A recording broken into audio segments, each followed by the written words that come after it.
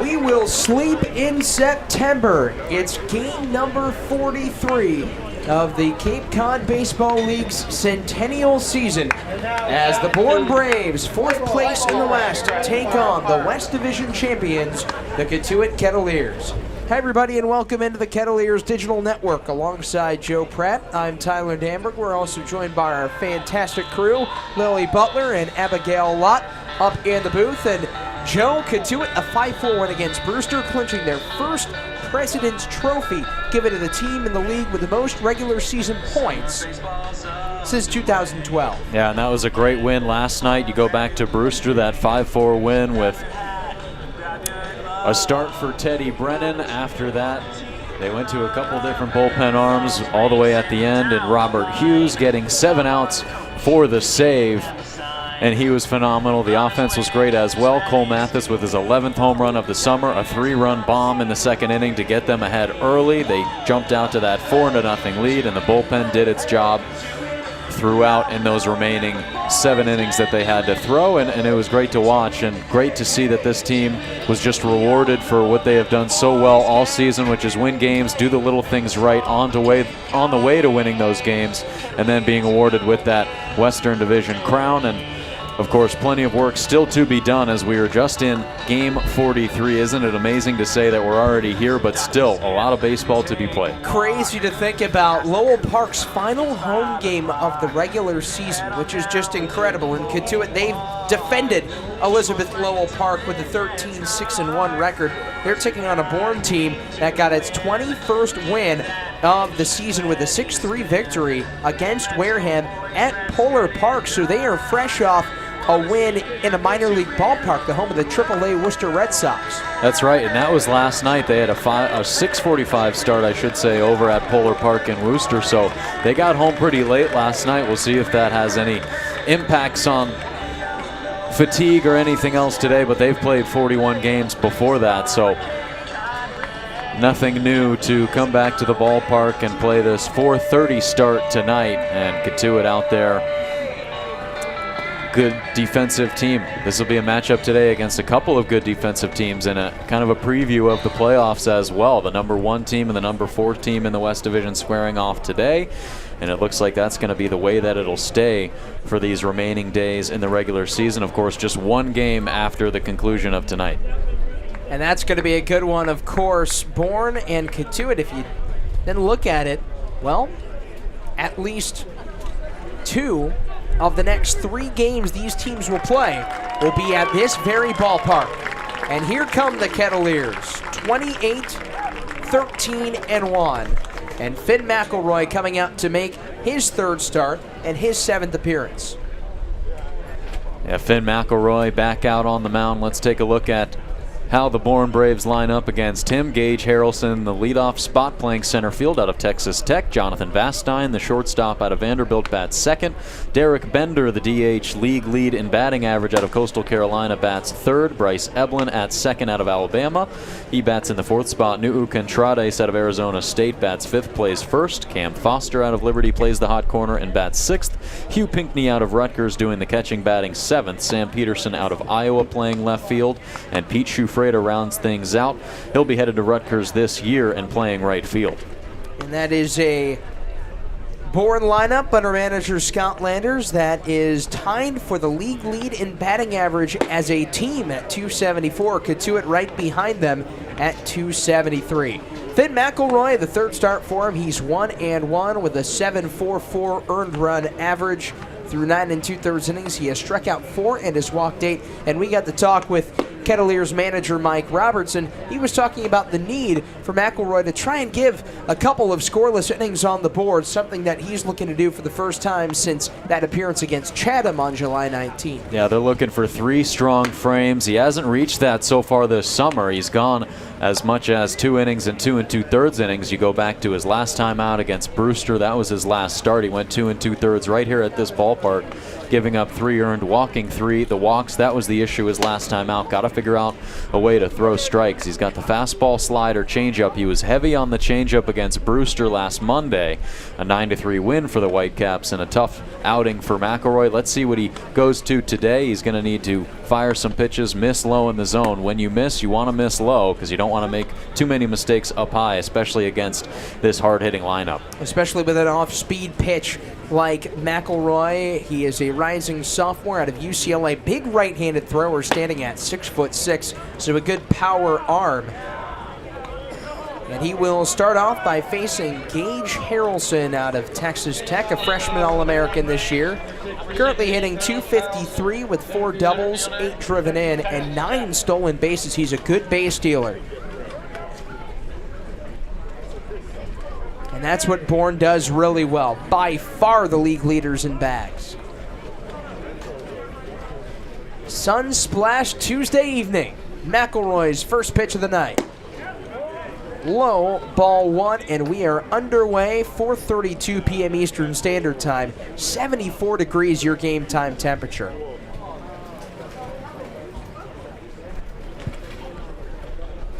I mean, this is one of those days, Joe, that it kind of makes you feel like fall. The first day of August. Not the pounding heat that we've experienced all of July, but a little bit cooler, a little nicer. The 2-0, and there's McElroy's first strike of the game. Good baseball weather, good pitching weather. You think that benefits? I think definitely. You don't want it to be too hot. Of course, when you're out there on the mound, you want to stay cool, keep a low heart rate. You wonder what Finn McElroy thinks. He's from Carlsbad, California, so this is kind of like start of the college season weather. Yeah, that's definitely a taste of home for him, for sure. See if he can bring that familiarity as he brings it home to Harrelson. And he swings and misses. 3 balls, 2 strikes.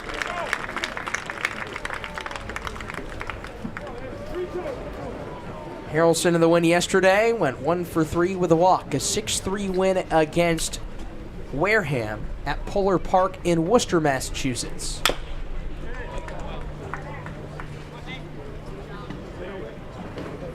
This is a Bourne lineup that certainly can be scary in the postseason, especially if they can get hot. That's all you need. You want your guys to just peak at the right time. Here comes the 3-2 from McElroy. Swung on and missed for strike 3. 5th K of the season for Finn McElroy. He just goes fastball low. Harrelson chases it, and he gets a big swing and miss. Nice start for Finn McElroy. This is a really tough lineup to get through, and he starts it off right with a strikeout against Harrelson. Especially that top 4 and the 2, 3, and 4, including this man, Jonathan Vastine, an all-star for the West Division this year, .315 hitter. And you look at these 2, 3, and 4 guys, Vastine, Derek Bender, Bryce Evelyn. Vastine a 10-game hitting streak. Bender is tied for the league lead in batting average at .380, and Evelyn riding a 13-game hit streak. That's a tough top of the order to polish through if you're McElroy.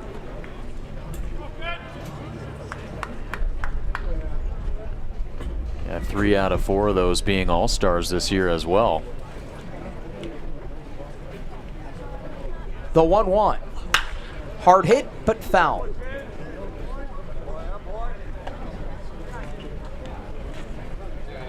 Kettleers coming off a 5-4 win versus Brewster, clinching their first West Division title since 2012.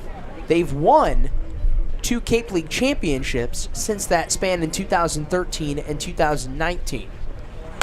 The 1-2 is cued foul off the end of the bat.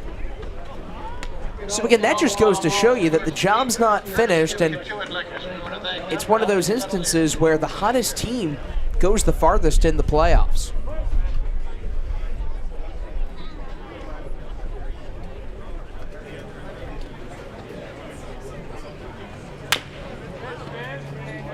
Count stays a ball and 2 strikes on Vastine, a rising junior for Tim Corbin's Vanderbilt Commodores. Played in 62 games this year for Vandy. His head coach Tim Corbin saying that Vastine really took advantage of the Northwoods League last year with Duluth. The 1-2. Foul tipped into the glove of Johnson. Back-to-back punch-outs for the UCLA Bruin, Finn McElroy. Yeah, what a start for him. He goes down low to get the first strikeout with the fastball. This time he elevates it to Vastine, kind of messing up the eye level, and he tips it straight back into the glove of Dylan Johnson. So he's cruised through the first two batters he's faced, picked up a couple Ks, and now the toughest test in this lineup. It'll be Derek Bender out of Coastal Carolina, tied for the league lead in batting average at .380. Bouncing ball to second. Trotter Harlan has it. And the side is retired. A 1-2-3 first inning for Finn McElroy. A pair of strikeouts and a ground out to one of the hottest hitters in the Cape League. We go to the bottom of the first. Kettleers coming up for the first time today. No score through a half inning at Lowell Park. Back here, the Kettleers starting 9 alongside Joe Pratt and Kettleers manager Mike Roberts. I'm Tyler Danberg, and coach, a 5-4 win yesterday against Brewster, solidifying the West Division regular season title for the first time since 2012. What does that say about your team and where you guys are at right now? Well, again, I tell everybody we just played 44 games and added up at the end. I am very grateful for the fact that we've been able to maintain some kind of team situation because we've had almost 70 players here this summer, and that's very difficult to have continuity. So I have to credit each young man that was here because they've come in humble. They've come in interested in being a Cotuit Kettleer and buying into what our philosophy is. So I'm just, as I said, I'm very grateful for each of the young men who have come through this summer. And speaking of some of those newcomers, Tyler and Mike Roberts, 3 guys making their debuts last night. James Sashen, the pitcher, Scott Seeker, and Sam Tackett out in the field. Just what did you see from them, and what's it like to have some more new guys still coming every single day? Well, I'm glad you know their names because I don't know their names. I just put them in the lineup. No, I'm kind of kidding. But it's you helped me by telling, the first and last name as we have new players. No, I do study that, but I enjoyed each one of them being in the lineup yesterday. Obviously, Scott Seeker's a big, strong left-handed hitter, and Sam Tackett's got great hands as a right-handed hitter and runs really well, throws really well from the out. Well, that's Kettleers manager Mike Roberts. We'll hear more from him on the other side of this break. It'll be Cotuit coming up for the first time today. What does the top half of the order look like? Right at the top, Cole Mathis at first, Sean Keys batting second, playing third, Trevor Haskins. We'll see him this inning. Gabe Driscoll making his 9th appearance, starts off Mathis with the ball. McCoy, Seeker, Wills. Scott Seeker making his Lowell Park debut. And then the bottom 3, Carter Matheson, Trotter Harlan, and Dylan Johnson rounding things out. Cole Mathis fresh off a 4 RBI day yesterday. Swings and pops it up behind the dish. Hugh Pinckney, the catcher, will not have a play, and it just hits the pavement to the right of the Bourne Braves broadcasters. Shout out Cam Manna and Matt Scalzo, Ali Navarrete on the call today. Look out, that's about as close as you'll see a foul ball just barely get over the fence. We've been waiting for one all season long through 43 games, and they got one. The Bourne broadcasters did. Driscoll's 1-2. Gabe Driscoll started in the bullpen last 2 starts. In 9, now 10 innings, 5 runs.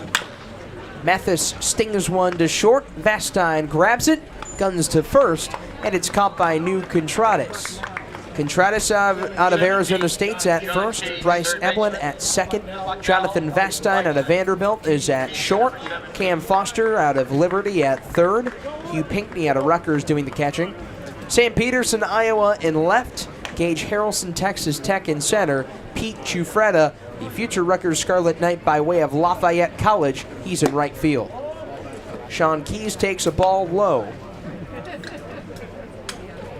one of the top run producers in the league since he's gotten here.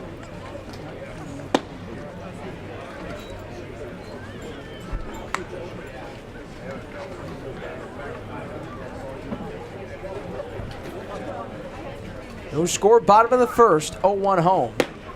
Drops in for strike 2. Driscoll made his debut against Cotuit on June 13th. Pitched a scoreless inning in an eventual 1-0 loss to the Cats. That was the second shutout by Cotuit pitching. One of 2 at Bourne Park. But Bourne, they have the edge at Lowell Park. They're 2-0. Lifted foul. Count stays 2-2. It's crazy to think for teams that have faced each other so often, the road team has won every single time. Yeah, and really tight games at Bourne Park, and then a couple of blowouts here at Lowell Park. Keys chases the upstairs stuff. There's a strikeout for Gabe Driscoll, his 22nd of the campaign. Upstand for the shortstop, number 20, Trevor Haskins. And Bourne, historically, they've played really well at Lowell Park, outscoring Cotuit 61-19 in the last 6 meetings here at this very ballpark. Now Trevor Haskins digging in, golfs it foul. Haskins this season, since debuting on July 21st, he's reached base in all 9 games. He's 15 for 40. And he hit a solo bomb against Bourne. That was in the 9th inning of a 14-3 Braves win.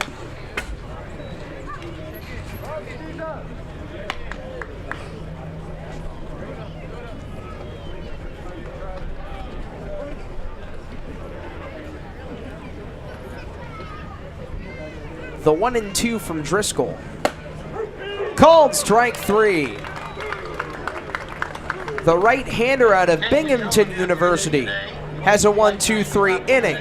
Finn McElroy, who also pitched a 1-2-3 first, out for the second. Scoreless at Lowell Park. And then James Sashin, as I wrote him a note this morning, I really liked his comfort on the mound. I thought he showed tremendous maturity, which is what you always look for in a pitcher. Is I tell him, look, I want to see if you were born on the mound or you born someplace else. You need to be birthed on the mound. That's how comfortable you need to be, and so I thought he was very comfortable out there pitching yesterday. Finn McElroy on the hill today. I remember July 12th when he got that win against Harwich. You were talking about how impressive he was in that appearance. What do you kind of expect to see from him making his 3rd start? Well, when the starts are that far apart, it's almost too much to ask to be consistent. But again, in between those starts, the responsibility of us as coaches and our players is to be the pitchers in particular, be in the bullpen and working on the fundamentals. And so one reason we moved our bullpen out in the trees in left field so that during any ball game I can see whoever gets up and is working, even though most of the work is done prior to a game. I'm excited for Finn to be out there.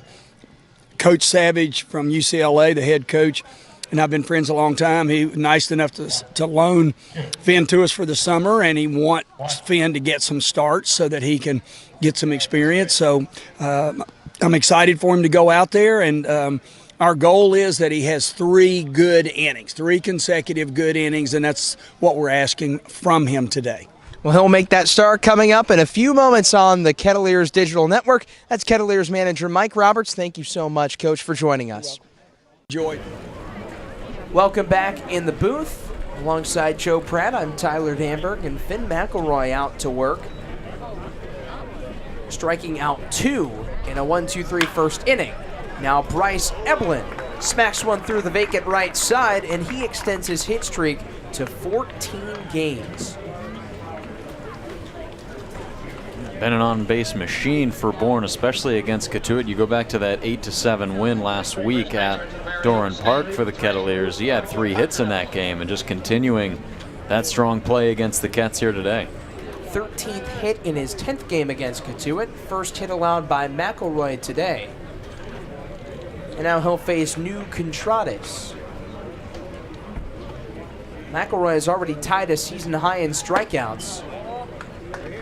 He struck out 2 in his debut June 24th at Wareham, fanned a pair, and his first career start, on July 14th at Falmouth. He made his first career start against Falmouth, but never finished it due to lightning and thunder and then downpours, suspending that game to July 6th. And obviously, you're not going to have your starter who pitched 2 days ago finish what he started about 48 hours later. No score, top of the second. Runner on first is Eblin. Cole Mathis corrals it. He's at first. Trotter Harlan at second. Trevor Haskins at short. Sean Keys at third. Dylan Johnson doing the catching. Next offering. Outfield from left to right. Brock Wills, Carter Matheson, James McCoy. I guess for a catcher against this Bourne team, you always have to keep your head on a swivel with the way the Braves run. Yeah, over 100 stolen bags as a team. Eblin owning plenty of those, and you'll have to keep your head on a swivel. There he goes. Bouncing ball to Harlan. He flips to Haskins, who goes to Mathis. 2 for the price of 1. How about that middle infield tandem? Harlan to Haskins, and there's 2 gone. 21, Cameron Foster. So smooth. You see Eblin fake the steal at first, but the grounder is right to Harlan, so just a quick flip on to second. Those two seem to be in sync as they've turned a couple nice double plays in these last couple games, and they're really starting to find a groove, and what better time in game 43. On Saturday night against Hyannis in a 5-3 win,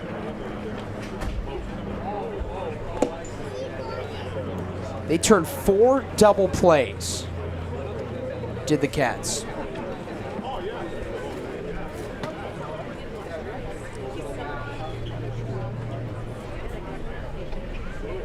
And that was Harlan and Haskins doing most of them. 1-0 to Cam Foster. And he bangs it to third. A high-pointed grab by Keys, and he throws out Foster. Keys showing off the verticality. And Finn McElroy is through 2 scoreless innings. We go to the bottom of the second. Bourne none, Cotuit none. And back to the Mike Roberts interview. Cotuit Baseball lives here on the Kettleers Digital Network.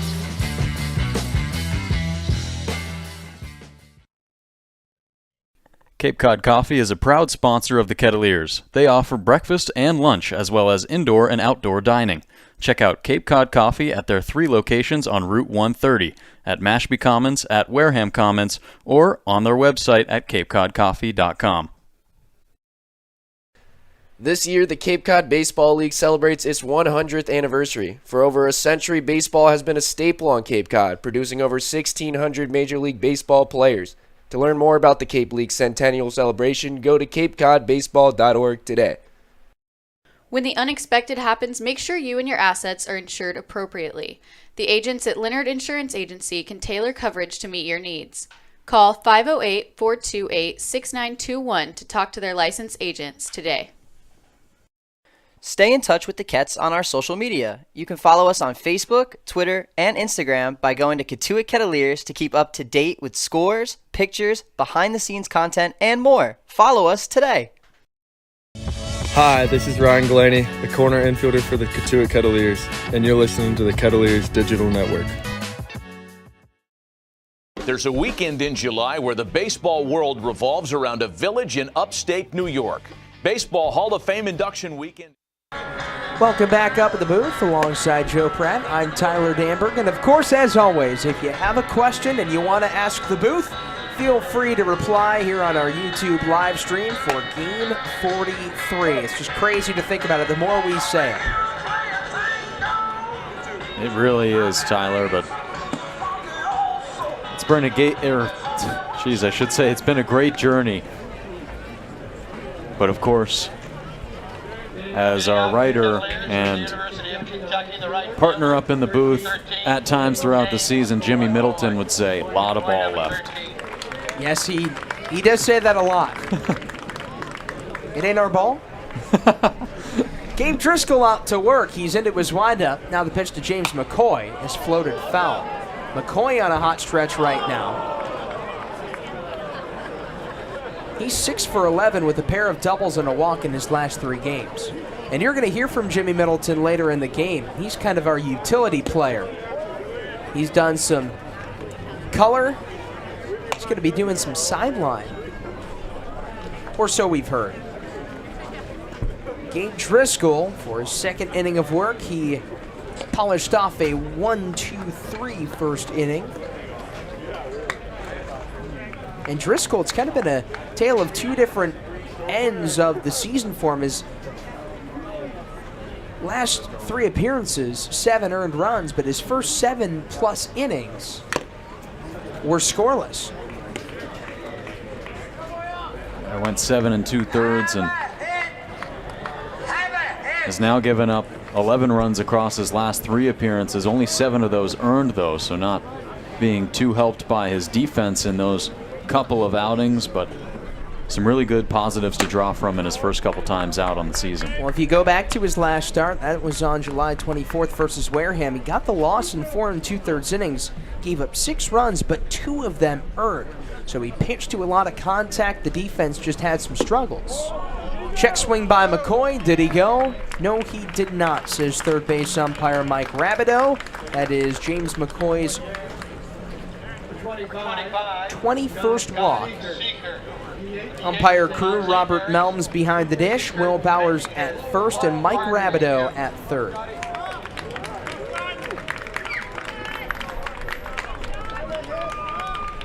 McCoy just continues to enhance his vision at the plate.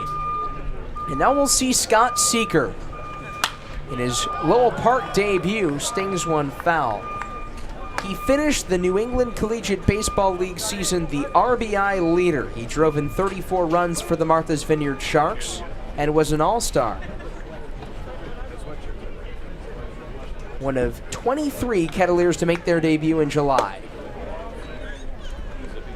Well, you heard on that interview with Mike Roberts, too, he was saying upwards to about 70 players have played in a game this summer for Cotuit.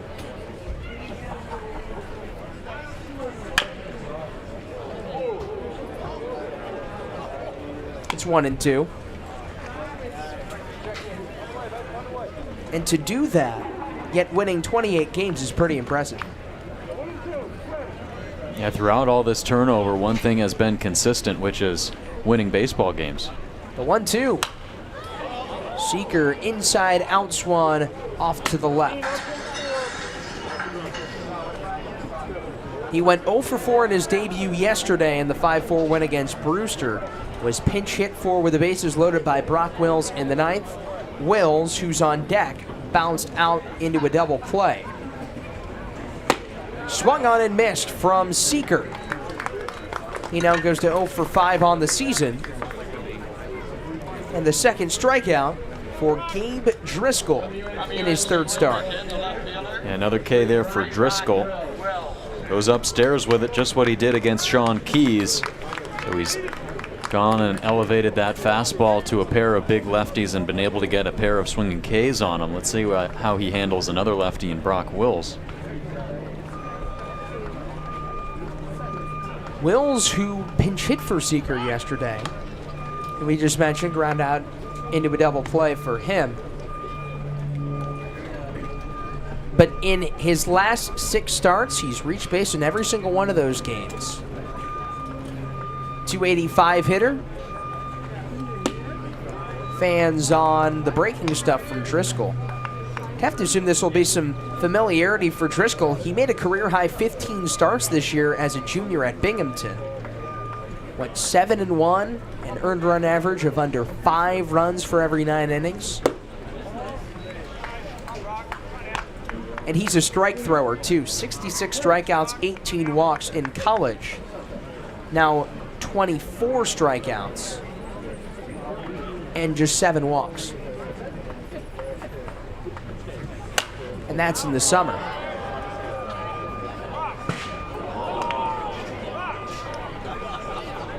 That was not a great sound. There's a lot of traffic in the parking lot right now. And we've heard a couple of oohs and ahs at some foul balls sent that way.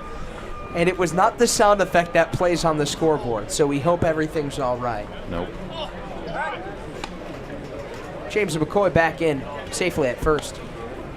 Yeah, there is a lot of traffic, which just tells you how in demand Bourne Cotuit is today. So no, the 5 o'clock traffic is not on the Bourne Bridge. It's in the Lowell Park parking lot. You were here last year. What was the parking lot situation like? How packed was it for a playoff game? Oh, man, about as packed as you'll ever see it. I mean, of course, today we have some extra, looks like one extra vehicle because of a special guest for tonight's game. We'll hear more about that later, but I mean, it was a zoo last year, only 2 playoff games. Wills floats it the other way, but foul. 1-2. Hopefully we'll get a great crowd coming up this Friday. And that'll be a 4 p.m. first pitch instead of 4:30. All playoff games, 4 p.m. That will be featuring these 2 teams. They have not faced each other in the playoffs since 2021. Wills takes outside, 2 balls, 2 strikes. That was when Cotuit won game 1, 15-6. But then Bourne stormed back, won the next 2 games. They would go to the championship series, but they would fall to Brewster, who they then beat last year in 2022. These have been 2 of the top teams in the league. If you go back to 2019, all the way back, the last 4 years, Bourne and Cotuit have been right in the forefront of the West. Wills slaps one foul. Nice snag there by Danny Cross, the first base coach.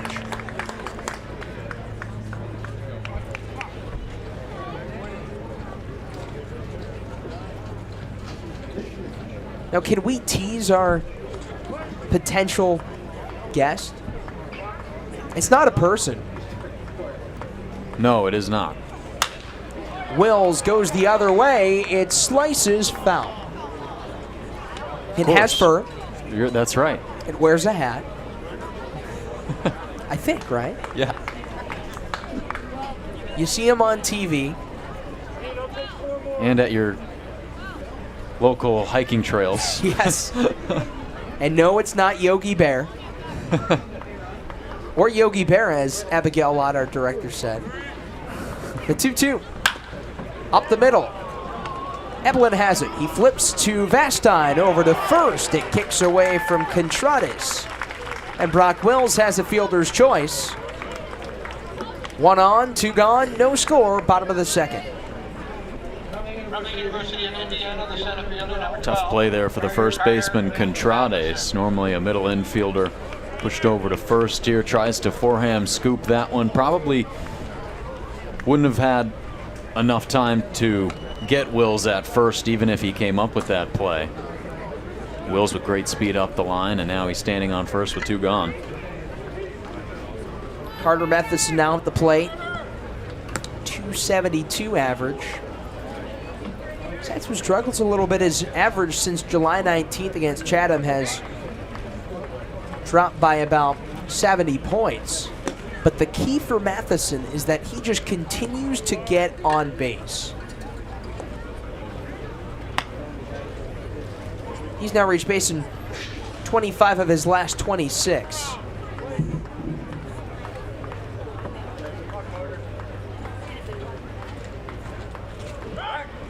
Throw back to first. Brock Wills is at first. He's still there. Matheson right in the top 3 in walks with 23. He lifts it into the shallow left center field. Sprinting over Harrelson. He's got it right up near the left fielder Peterson. So Cotuit gets a leadoff walk, but then Gabe Driscoll retires 3 of the next 4. And Cotuit leaves Brock Wills aboard. We will send it over to Lily Butler, the 3rd member of our broadcast crew, as we are tied up 0-0 going into the top of the 3rd. Lily? In case you missed it, last night Cotuit beat the Brewster Whitecaps in a 5-4 victory that secured for them the top seed in the Cape Cod Baseball League and the top in the West Division. This is also known as the President's Trophy, which has not been awarded to Cotuit since 2012. After the game last night, I had some words with head coach Mike Roberts, in which he said that this team has truly just passed all of his expectations, and he is extremely thankful to all the players who have come and gone, all of his wonderful coaching staff, and all the host families who house and take care of these athletes. But an awesome night for Cotuit as they claim the Western Division title in the CCBL, but still lots of baseball left to be played, guys. Back to you. And of course, one of those coaches that Lily was talking about, Jacob Nemeth, he is checking in on YouTube. He had to depart from the team, but onto his next venture. We wish Coach Nemo the best. He says he's checking in from the road. Have a hit. And then he was giving Danny Crossan some love after making a nice snag. And a really great asset to have, Coach Nemeth, and this coaching staff under Mike Roberts, the youngest he has had, but they have done a great job dealing with the ins and outs of a Cape League season, which is 44 regular season games, and then you got to go and play the playoffs. Yeah, there's a lot of baseball to be played and not a lot of time to play it, and you got to thank all these coaches who also have priorities that they need to get to in their own college baseball seasons, whether that's coaching, whether that's playing, wherever.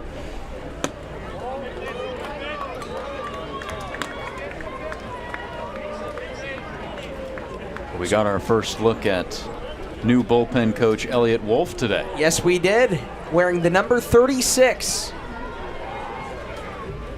It's 1-0. There's a ground ball hit by Hugh Pinckney, a wicked hop played by Harlan, but he corrals it for out number 1. So Elliot Wolf, one of the GM and analytics interns, and you talk about the ultimate grinder, is Elliot. Back for another year here, getting rewarded, and he's out in that bullpen in left field. So shout out to Elliot. Rocking that jersey today. Looking good in the maroon and white pinstripes. And so is Finn McElroy, who has allowed only 1 hit through 2 1/3 innings, now facing Sam Peterson for Iowa. Big hook from the UCLA Bruin. That occasional curveball he'll bring from time to time. Yeah, 76 just drops right in there to Peterson. Peterson hit a home run in mid-July here at Lowell Park. That was a part of a back-to-back stretch. He went deep after Garrett Michelle did in a 13-1 win for Bourne. And boy, they don't hit a lot of home runs. Last in the league with 15. Swing and a miss, 1-2.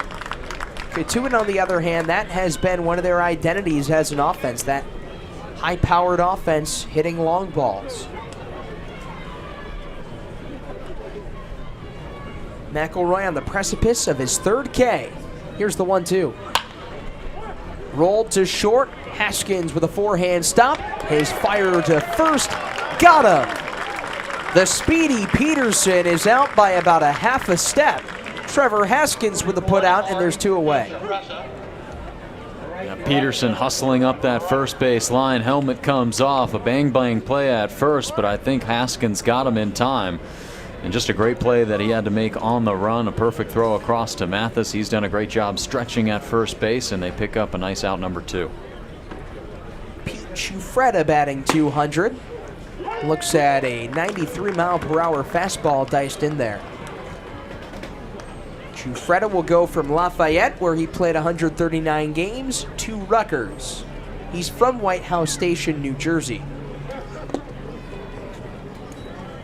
He's been seeing it better.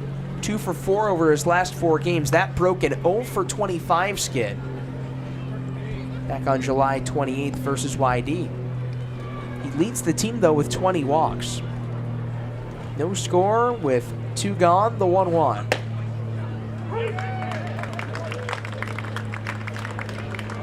Doing a good job to get on base as Shufreda, and especially in those last couple games, he's continued to get on base in these last 5.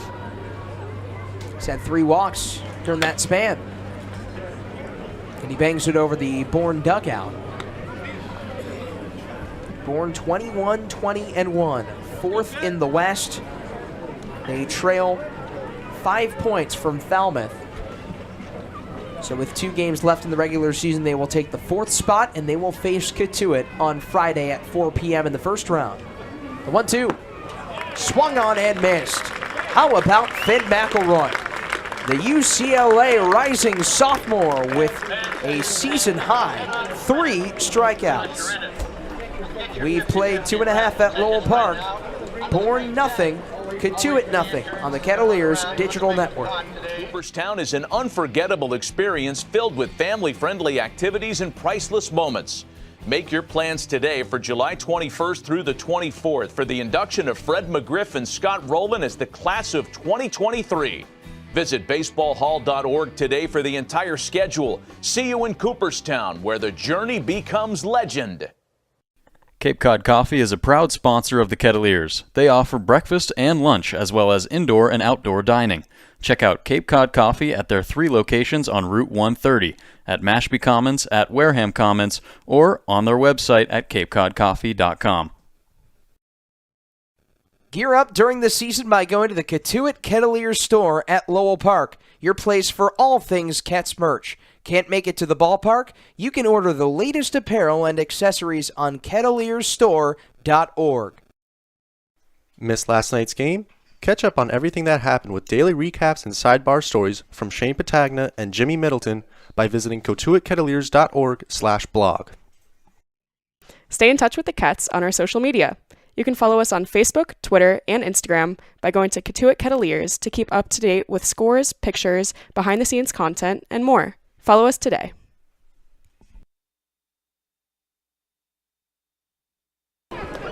Welcome back into the Cats booth. He's Joe Pratt. I'm Tyler Danberg. Trotter Harlan at the plate, making his first plate appearance today against Gabe Driscoll, who threw 2 innings, has struck out 3, walked 1, no hits. Now, we haven't gotten an Ask the Booth question yet, but I do have a question for you. Coming up after this 0-1 from Gabe Driscoll in his 9th appearance and 3rd start for the Braves. Swing and a miss. So Cotuit winning their first President's Trophy given to the team with the most points in the league for the first time since 2012. Can you name the #1 song that year in 2012? Oh, geez. Fly ball, right center, playable, Harrelson, 1 down. Get Lucky by Daft Punk. Oh, that's a great one. That was a top 5, actually. I think that came in at number 4. Pharrell in there, too. Happy is out of that song, right? Well, that one, but I think Williams. it was after. Oh, because that was, I understand what you're saying, yeah. I think it was more Pharrell, and again, please don't come at us for this. I thought it was more Pharrell than Daft Punk, if we're being completely honest. Yep, I agree. But Daft Punk, they're great. I think you're right. Top song was Somebody That I Used to Know by Cotuit. Oh, wow. The epitome of a one-hit wonder, or the definition, I should say. Dylan Johnson stepping in. He's reached base in every single one of his 9 games played and hitting safely in 7 of those. 2-1. Johnson tags it. Left center. Harrelson trotting over. Puts it down. 2 away. You know, it's funny you bring that up. I actually remember playing baseball just back then, playing Little League, whatever, at the time in 2012, I guess, when that song came out. My friend Sam was playing center field, and he would not stop singing that song until our coach had to turn around and yell at him during our practice. We were doing like a kind of, live game inter-squad. So his response to his coach should have been, You didn't have to cut me off. Now Cole Mathis 0 for 1. 1-0. Up and away. Well, this is going to be an epic race for the final 2 games of the regular season between Cole Mathis and Hunter Hines. Hunter Hines of YD has 12 homers, Cole Mathis with 11. Cole Mathis with 42 RBI, Hunter Hines with 41. And since the league moved to wood bats in 1985, 2 players have driven in 40-plus runs in the same year just once. It was Colin Moran and Tyler Horan in 2012. Moran was a Bourne Brave. So it's just been so impressive to see what an offensive season those two have come up with. 2-2. Swung on and missed for strike 3. A 1-2-3 third inning for Gabe Driscoll, who's looking pristine with 4 strikeouts and a walk, no hits through 3. We've played 3 full innings. You're watching Kettleers baseball, and it's 0-0 from Lowell Park.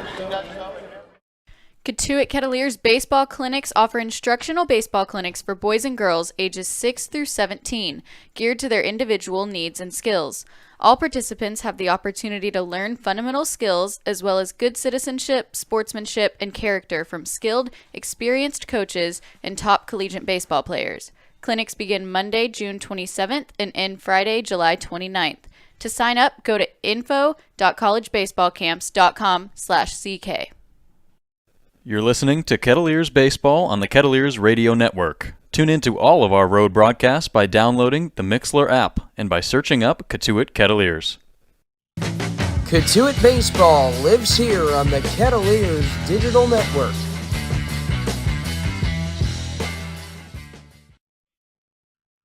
You're listening to Kettleers Baseball on the Kettleers Radio Network. Tune into all of our road broadcasts by downloading the Mixlr app and by searching up Cotuit Kettleers. Stay in touch with the Kets on our social media. You can follow us on Facebook, Twitter, and Instagram by going to Cotuit Kettleers to keep up to date with scores, pictures, behind-the-scenes content, and more. Follow us today. When the unexpected happens, make sure you and your assets are insured appropriately. The agents at Leonard Insurance Agency can tailor coverage to meet your needs. Call 508-428-6921 to talk to their licensed agents today. This year, the Cape Cod Baseball League celebrates its 100th anniversary. For over a century, baseball has been a staple on Cape Cod, producing over 1,600 Major League Baseball players. To learn more about the Cape League Centennial Celebration, go to Cape Cod Baseball. Welcome back from Lowell Park. Tyler Dambert, Joe Pratt, Lily Butler, Abigail Lott with you. Finn McElroy coming out for his 4th inning of work. He's facing Gage Harrelson, the leadoff man for Bourne, who struck out back in the first. McElroy has fanned a summer-high 3. And this is uncharted waters for McElroy. In 16 appearances this year at UCLA, his season high in innings was 2 2/3. He's already gone 3 today, so make that a career high for McElroy. Lets that one fly a little bit, looked like it slipped. I think that might be the only mistake we've seen from McElroy, just one that slips out of his hand, goes over towards the backstop. Other than that, he's been hitting his spots and he's been perfect. Pitching it down in the zone, just forcing ground balls, and the defense doing their thing. He's only allowed a hit to Bryce Eblin to lead off the second. 3-1 on Gage Harrelson. We have no score between Bourne and Cotuit. This looks like a matchup between the two at Doran Park. In the first 2 matchups there, just 4 runs combined.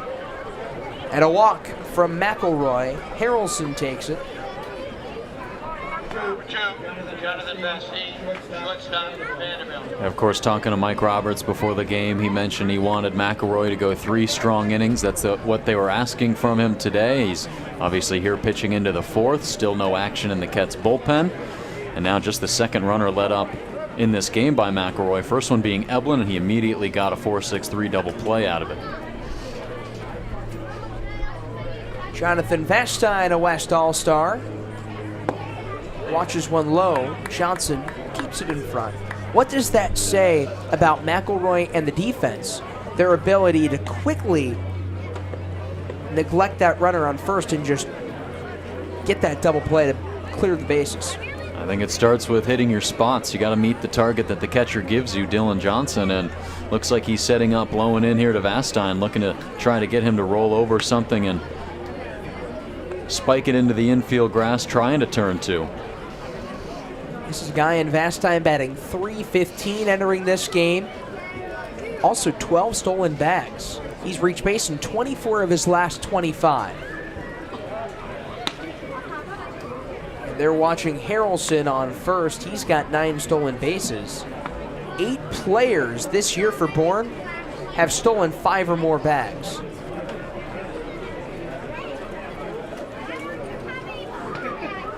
The 1-0 home. High drive, left field, twisting back Wills, turning and catching for out number 1.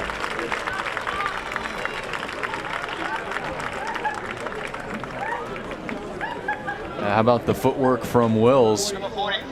Possibly battling some ocean breezes. Who knows? The flag in center field not moving too much, but he tracks that one all the way back towards the fence, and does a good job of just keeping his eye on it. Picks up out number 1 with the runner still on first. Yeah, it's just kind of a slight breeze. It's a powerful breeze.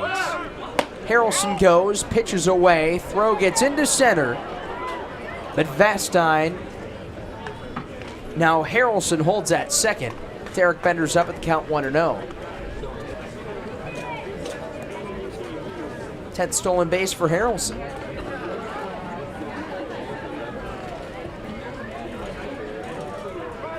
So we will see Derek Bender. He missed that 8-7 win for Cotuit due to an injury, but he's back in the lineup. He's hit a homer in this ballpark. That was in that 13-1 win back on June 25th.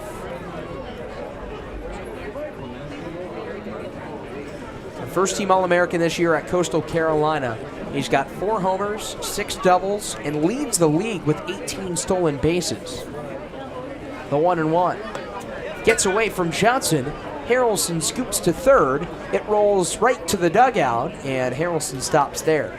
Very rarely do you see a catcher / first baseman lead their respective leagues in stolen bases.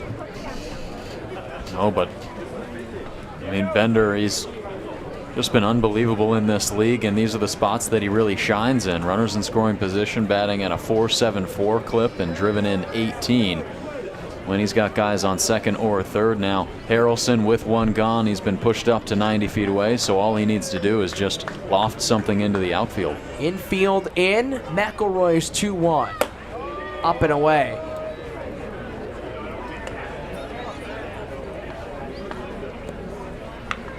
So now that's 6 of his last 8 pitches for balls, but he's still commanding that strike zone. 24 strikes, 18 walks, no score in this top of the 4th inning. The UCLA righty deals. Bouncing ball to third. Keys plays it, tosses across. There's one, and Harrelson stays put at third. 2 away and a big out for Finn McElroy as Bender's now 0 for 2. Yeah, huge out. He gets weak contact from Derek Bender, a pitch that's up and in. He chops it towards Sean Keys, who plays it on a high hop perfectly, makes that catch right at his shoulders, and then a perfect throw on to first to keep Harrelson right where he's at third. So now they're going to need a base hit here from Bryce Eblin if they want to bring him home. Eblin 1 for 1 with a single, a 14-game hit streak. He jumped on the first pitch he saw back in the second, but he looks at a strike 1. Eblin was the postseason MVP of the Cape League last year for the Braves, the champions in 2022. Curveball just left up. There's that fastball, the slider, and the changeup. McElroy, slowly as he's gone into his 4th inning, he's increased his usage of that curveball.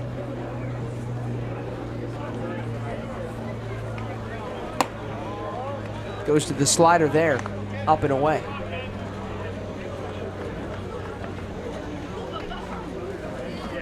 He has never gone more than 2 2/3 innings in his college or summer career. He will be a sophomore next year. He's through 3 2/3. 2-1. In the air, right field, McCoy pulls it down. Finn McElroy with one gone had a runner on third. He escapes with his 4th scoreless inning, turning in a strong third start of the summer and giving the Kettleers the chance to strike first as we go to the bottom of the 4th. You're watching Cape League Baseball on the Kettleers Digital Network Today. Gear up during the season by going to the Cotuit Kettleers store at Lowell Park, your place for all things Cats merch. Can't make it to the ballpark? You can order the latest apparel and accessories on kettleersstore.org. Missed last night's game? Catch up on everything that happened with daily recaps and sidebar stories from Shane Patagna and Jimmy Middleton by visiting cotuitkettleers.org/blog. There's a weekend in July where the baseball world revolves around a village in upstate New York. Baseball Hall of Fame induction weekend in Cooperstown is an unforgettable experience filled with family-friendly activities and priceless moments. Make your plans today for July 21st through the 24th for the induction of Fred McGriff and Scott Rowland as the class of 2023. Visit baseballhall.org today for the entire schedule. See you in Cooperstown, where the journey becomes legend. Hi, this is Ryan Glaney, the corner infielder for the Cotuit Kettleers, and you're listening to the Kettleers Digital Network. Stay in touch with the Cats on our social media. You can follow us on Facebook, Twitter, and Instagram by going to Cotuit Kettleers to keep up to date. Welcome back from LP on this cloudless, or slightly cloudless, Tuesday evening. We've got a little cloud cover off in center field. Bourne, no runs, 1 hit. Cotuit, no runs, no hits. They got a runner to lead off the second in James McCoy on a walk, but that has been in.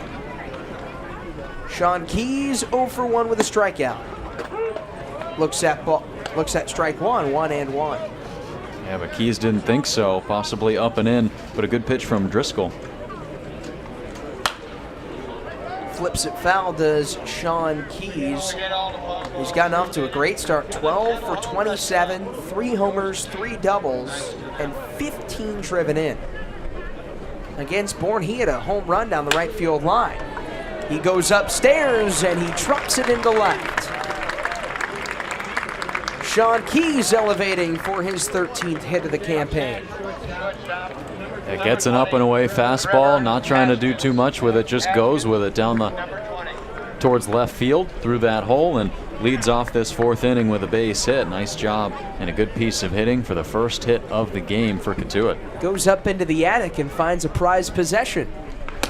Trevor Haskins takes one high and away. Gabe Driscoll, just the first hit he has allowed, second base runner, has struck out 4 of the 10 batters he's faced in 3 innings. Pretty similar to the Gabe Driscoll that started this summer. First appearance 3 games into the season. Has been a key fixture for this staff ever since. Haskins shoots it up the middle. Back-to-back base knocks for the Cats. They've got something cooking in this last of the 4th.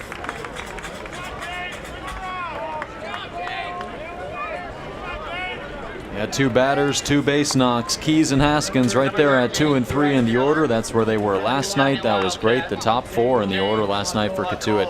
8 for 16. And they just got their first 2 hits of tonight here in this 4th inning. Now James McCoy looking to capitalize. Part of the order, 2, 3, and 4. McCoy walked his first time up in the second, his 22nd. Right behind Carter Matheson for the team lead.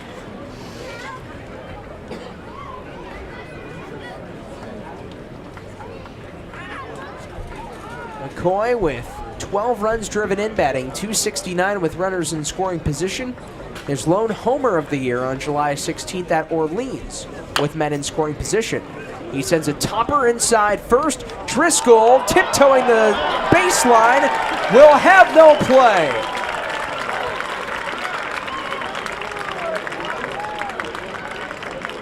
James McCoy tight ropes for an infield single, and the bases are juiced. Yeah, he's on the infield grass, but that's still in the base path, especially here at Lowell Park when that cut of grass also acts like the foul line. And so McCoy doing what he should normally do there, let the pitcher go take the ball, not trying to get in his way in the foul line, but Driscoll kind of letting McCoy go around him. And then McCoy just says, thank you very much, takes first base, and now they got him loaded with no gone. Scott Seeker, 0 for 5 in his first 2 games, takes one downstairs. So do you think that Driscoll might have thought it was taking one of those weird spins outside the baseline? I think he was just hoping for that ball to go foul, but it just stays nestled right there on the grass. Scott Seeker swings and lifts it. Foul ground on the third base side. Cameron Foster will have no play. Well, when the bases are loaded, it is mandatory that we mention that the Cotuit Kettleers in 2023 have hit a Cape League wood bat record 6 grand slams. They're batting over 400 with the bases juiced. And Scott Seeker, powerful lefty bat, 14 homers this year for Mount St. Mary's. He's at the dish. A great chance to get his first knock.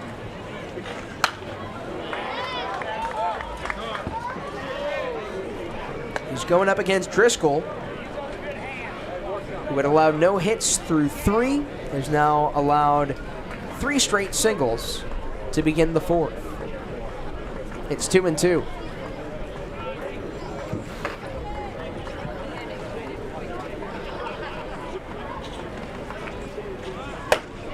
Swing and a miss. Scott Seeker goes upstairs, and Driscoll gets his 5th strikeout. Nice job by Driscoll to just really settle in with the bases juiced.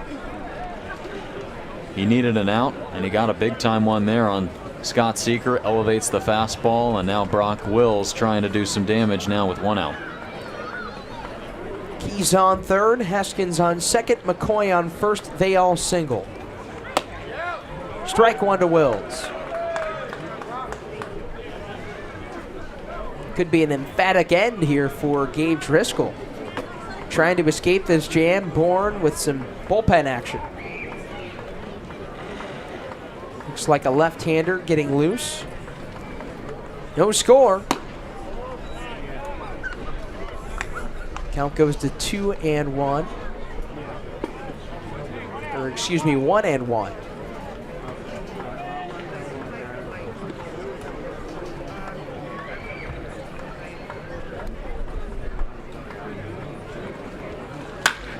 Wills tags it into center. In comes Harrelson. He makes the catch. Keys stops at third. It's cut off by Contrades.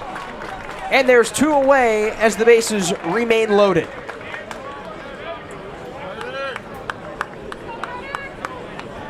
Now Wills takes a couple hard strides at third, but then immediately goes back. He has a few words with Coach Roberts, unsure if there was a miscommunication there, as it looked like he probably would have had enough time to score, especially after that ball kind of ramps up off the mound. Nice job by Contrades to close in on it as it was kind of slowly making its way towards home. So a big out for Bourne. Driscoll misses wide from Carter Matheson. 10 RBI this year for Matheson. His last ribby was a single on July 28th versus Falmouth. He lifts it down the left field line, sprinting over Peterson. And that one's out of play.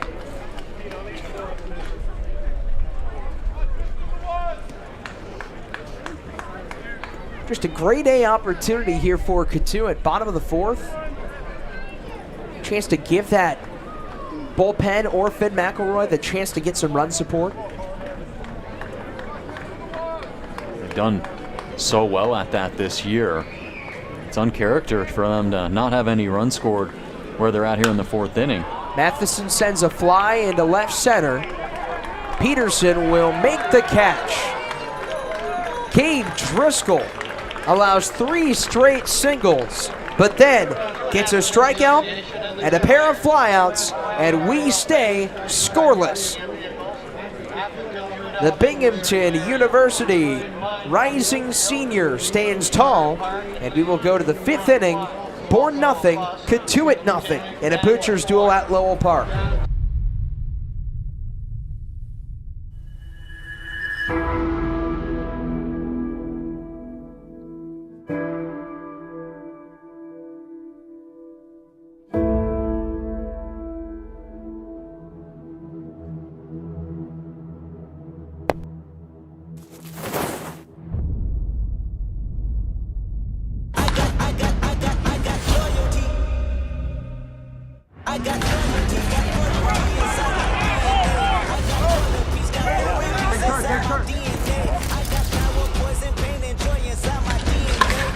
He hits it high and deep to left field. This ball is crushed.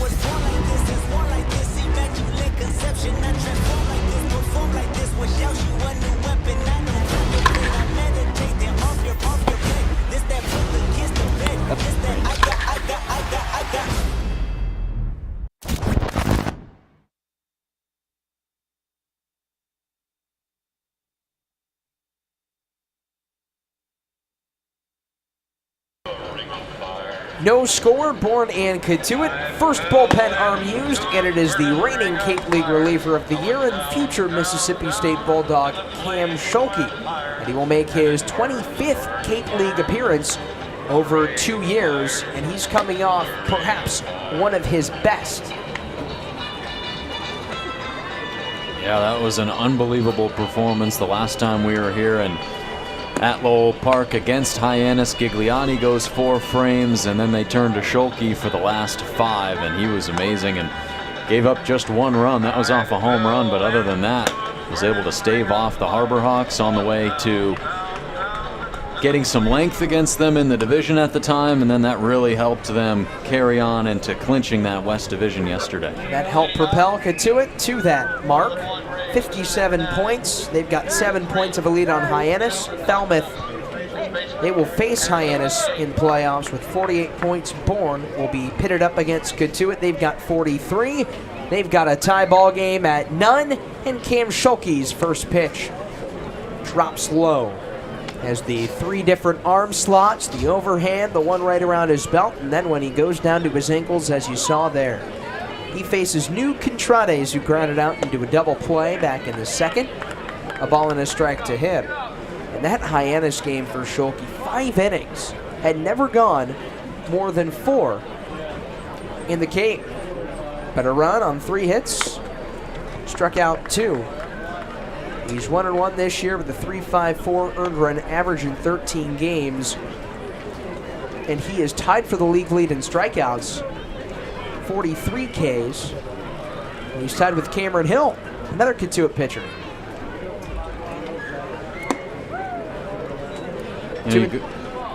Excuse me, Tyler, but you go back to that 1 earned run in that Hyannis game. That was a home run that hit the yellow. So it didn't even clear the fence. It could have just been another hit. That's a great point. That's about 2-3 feet of a home run. We've seen 2 yellow line balls this year. Contrades corks it into right center field. Matheson into the gap. Makes the grab. 1 away. 21, Cameron Foster, third baseman, Liberty.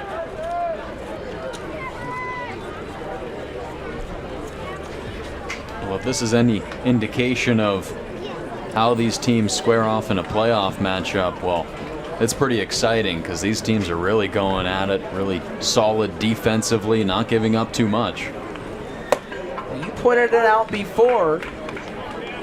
These are the top 2 defensive teams in the league. You're going to get fundamentally sound D when these 2 teams match up. And a foul tip, it's 0-2 to Foster, who is 0 for 1 with the ground out to third.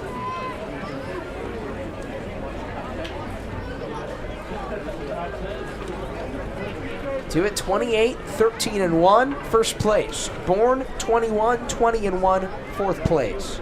0-2. And it just drops in there for strike 3. Cam Schulke's league-high 46th K, and it was a beauty.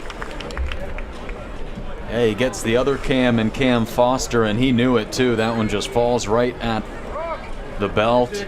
A perfect pitch from Schulke, more of what he has been doing for these past 2 summers here, and now in his 14th appearance this year, picks up that big strikeout number 46. 5-0 last year in 11. And he slithers one in for strike 1 to Hugh Pinckney, also 0 for 1. When Schulke entered, Finn McElroy through 4 innings had only allowed a single and a walk. He had in that 4th inning Gage Harrelson a walk. He took second on a stolen base, advanced to third on a wild pitch with nobody out. But then McElroy responds with the next 3 batters retired. Fisted foul, 1 and 2. And McElroy with a really strong start, perhaps the best appearance of his college/summer career.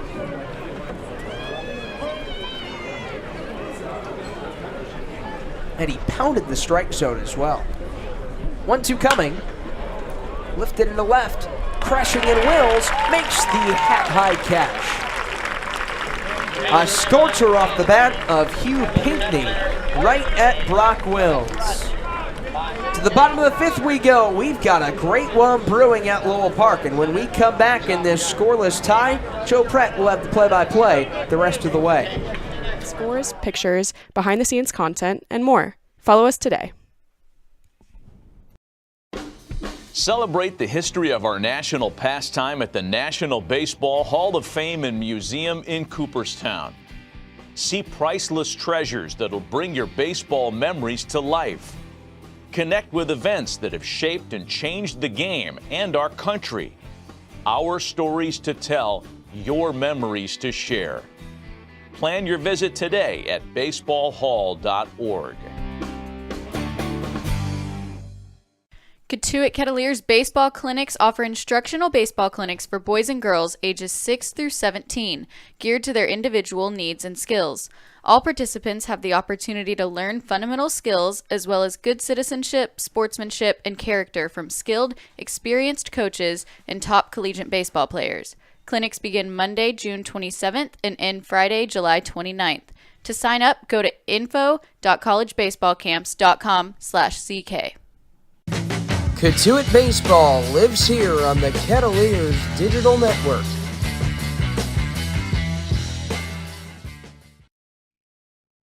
Cape Cod Coffee is a proud sponsor of the Kettleers. They offer breakfast and lunch as well as indoor and outdoor dining. Check out Cape Cod Coffee at their 3 locations on Route 130, at Mashpee Commons, at Wareham Commons, or on their website at capecodcoffee.com. Stay in touch with the Cats on our social media. You can follow us on Facebook, Twitter, and Instagram by going to Cotuit Kettleers to keep up to date with scores, pictures, behind-the-scenes content, and more. Follow us today. When the unexpected happens, make sure you and your assets are insured appropriately. Bottom of the 5th inning, still nothing from Lowell Park. We welcome you back in. Joe Pratt and Tyler Danberg, as Trotter Harlan will lead things off for the Cats here in this bottom of the 5th. He's 0 for 1. Dylan Johnson awaits on deck, also 0 for 1. They only have 3 hits. They all came in the 4th inning, the 2, 3, and 4 batters. That was against Gabe Driscoll. He worked his way out of it, and he's back out there now. 3 straight singles from Sean Keys, Trevor Haskins, and James McCoy led off that 4th inning, and then 3 up, 3 down after that. Strikeout and then 2 flyouts.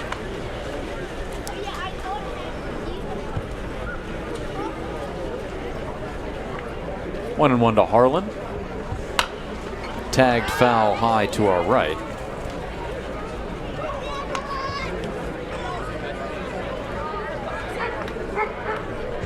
Driscoll done a good job of getting ahead in counts. And he's gotten guys to get under these balls a lot. The 1 and 2 is taken up and away with the fastball. He's elevated that fastball a lot to the left-handed hitters. And with 2 strikes, he's gone a lot to the off-speed against righties. Let's see what he does here against Harlan. 2 and 2. Breaking ball lashed high towards center field. Oncoming is Harrelson. He's called off by Shufreda, who brings that down in the gap for out number 1. 72 pitches for Driscoll.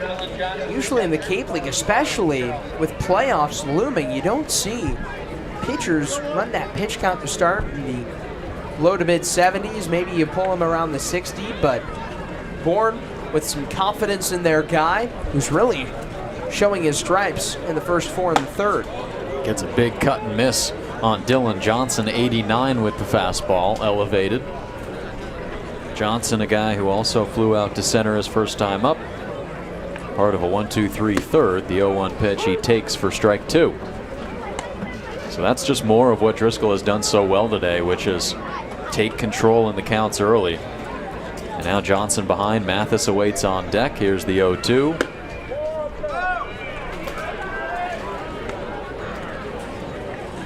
One and two to Johnson. He's 9 for 31 on the summer.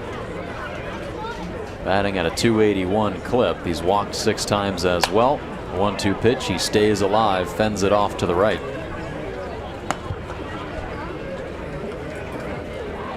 Johnson settled in nicely behind the plate.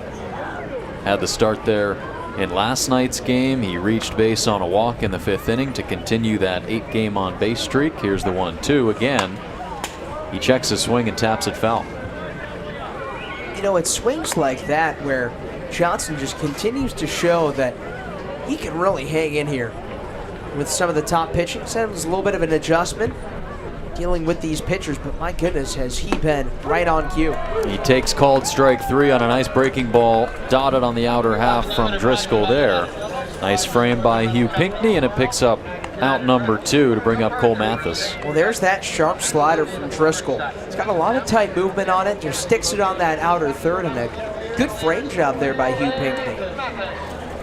Pinckney done a great job tonight.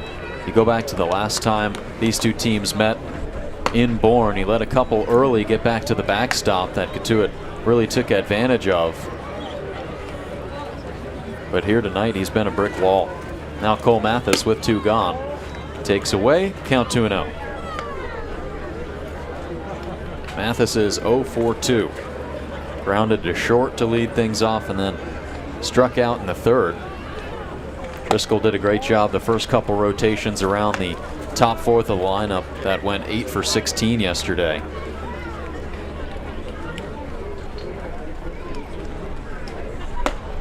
And he's done great against one of the hottest hitters in the Cape League right now, and he gets over the top there. It's 3-1. Chance to get on base here with 2 gone for Mathis. The 3-1 pitch. He taps it just foul. One that's close. And he's able to get a piece of it. Well, we see that a lot with Cole Mathis, where it's one of those borderline pitches, and he'll kind of give it a little half or 3/4 swing just to fend it off. Payoff pitch. Taken low and away for ball 4. Mathis reaches for the first time today, and it comes with 2 gone here in the 5th. Well, you can play the numbers game and look at the unbelievable statistics and production that Cole Mathis has provided on both sides of the ball. But I think maybe one of the more underappreciated values is that he has had 125 at-bats. He's only struck out in 23 of them. That's under 18% of his ABs with a strikeout. That's a really good rate. And so with his walk, that will be the day for Gabe Driscoll, who pitches strong. He goes 4 2/3 of an inning. Can't quite get that last out as Mathis works the full count walk, so they'll bring in a new arm trying to get out number 3 here in the 5th inning against Sean Keys. He'll be the batter against the new arm in for the Bravos, and we'll tell you who it is when we come back on the Cats Digital Network. The agents at Leonard Insurance Agency can tailor coverage to meet your needs. Call 508-428-6921 to talk to their licensed agents today. Missed last night's game? Catch up on everything that happened with daily recaps and sidebar stories from Shane Patagna and Jimmy Middleton by visiting cotuitkettleers.org/blog. Celebrate the history of our national pastime at the National Baseball Hall of Fame and Museum in Cooperstown. See priceless treasures that'll bring your baseball memories to life. Connect with events that have shaped and changed the game and our country. Our stories to tell, your memories to share. Plan your visit today at baseballhall.org. Gear up during the season by going to the Cotuit Kettleers store at Lowell Park, your place for all things Ketts merch. Can't make it to the ballpark? You can order the latest apparel and accessories on kettlierstore.org. Cape Cod Coffee is a proud sponsor of the Kettleers. They offer breakfast and lunch as well as indoor and outdoor dining.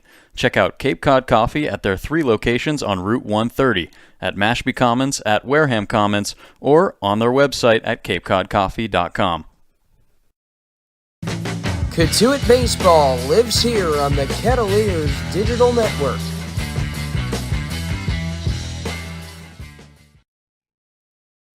Stay in touch with the Ketts on our social media. You can follow us on Facebook, Twitter, and Instagram by going to Cotuit Kettleers to keep up to date with scores, pictures, behind-the-scenes content, and more. Follow us today. You're listening to Kettleers Baseball on the Kettleers Radio Network. Tune in to all of our road broadcasts by downloading the Mixlr app and by searching up Cotuit Kettleers. Cotuit Baseball lives here on the Kettleers Digital Network.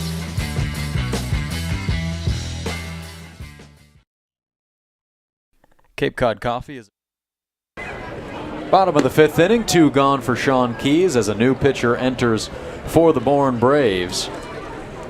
As Keys will be making his second AB. He's 1 for 2, started off that rally in the 4th inning. 3 up, 3 down after that, after 3 straight singles from Keys, Haskins, and McCoy. Loaded up the bases, but then strikeout and a couple flyouts ended it. Score still 0-0, and Keys takes a strike 1 inside from the new pitcher Henry Weicker. Not the first time the Kettleers have seen him this year. Lefty coming set from the stretch. He looks at Mathis, who worked a 2-out walk with the count full. And now a 1-1 count here to Sean Keys. Weicker's last time out on July 26th had the start against Cotuit. Pitched those first couple frames, went 1 2/3 of an inning. Cut on and missed by Keys, 1-2. And he got the no decision in that game, which just tells you how wild of a game it was. There were 12 runs scored in the first 3 innings.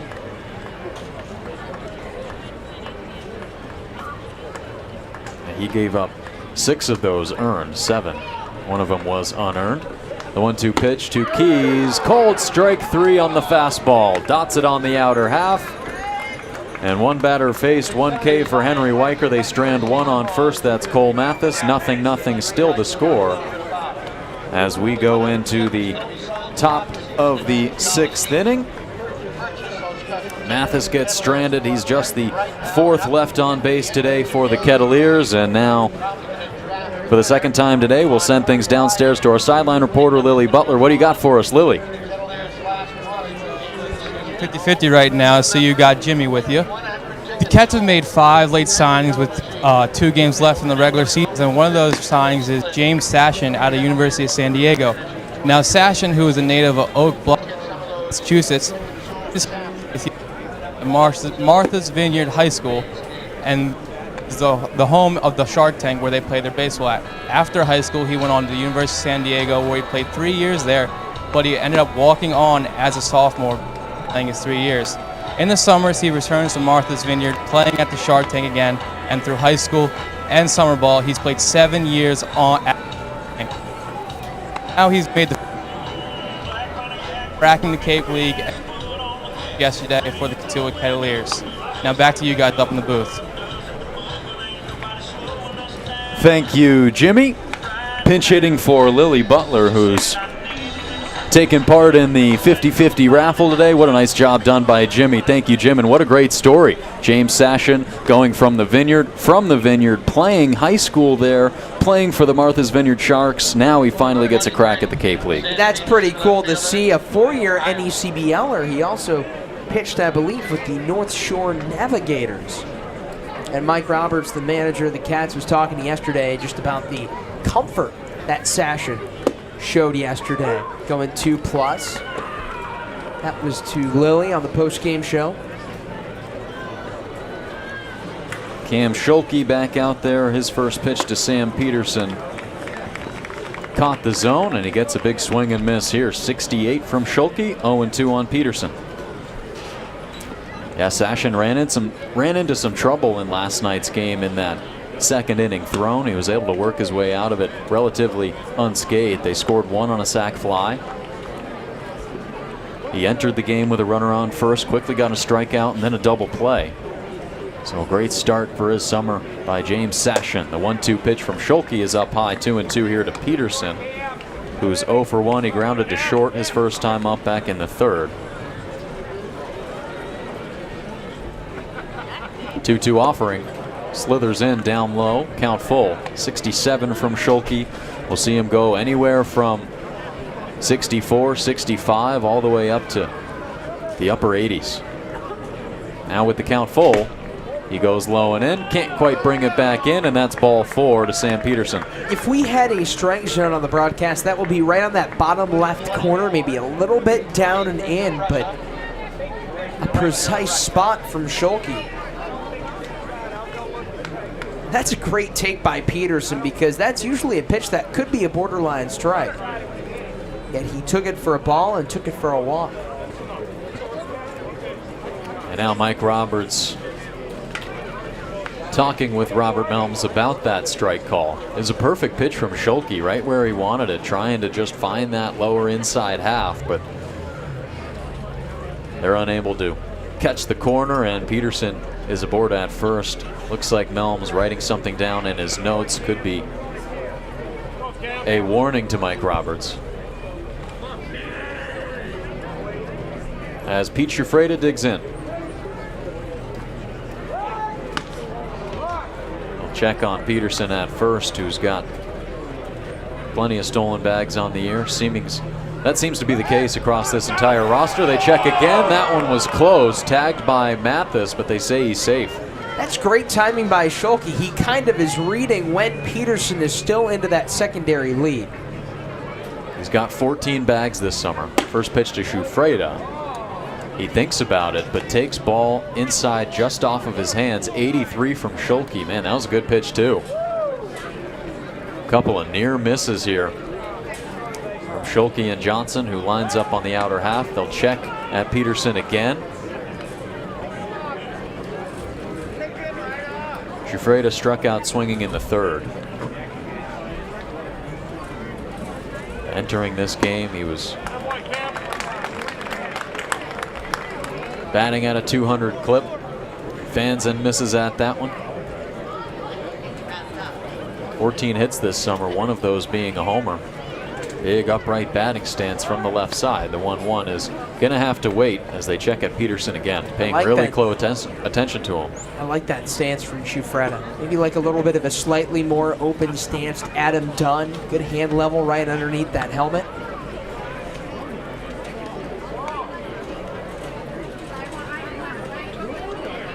Real upright stance. Really loose with his hands. 1-1 pitch, taken away. And sometimes that loose grip can really help a hitter. Just kind of takes some of the stress off the swing. Focus on just getting that barrel in. He takes away 70 again from Schulke, and it's 3-1. And you can see when he loads, he's got a real upright stance, but then he gets down low, really sees the pitch in.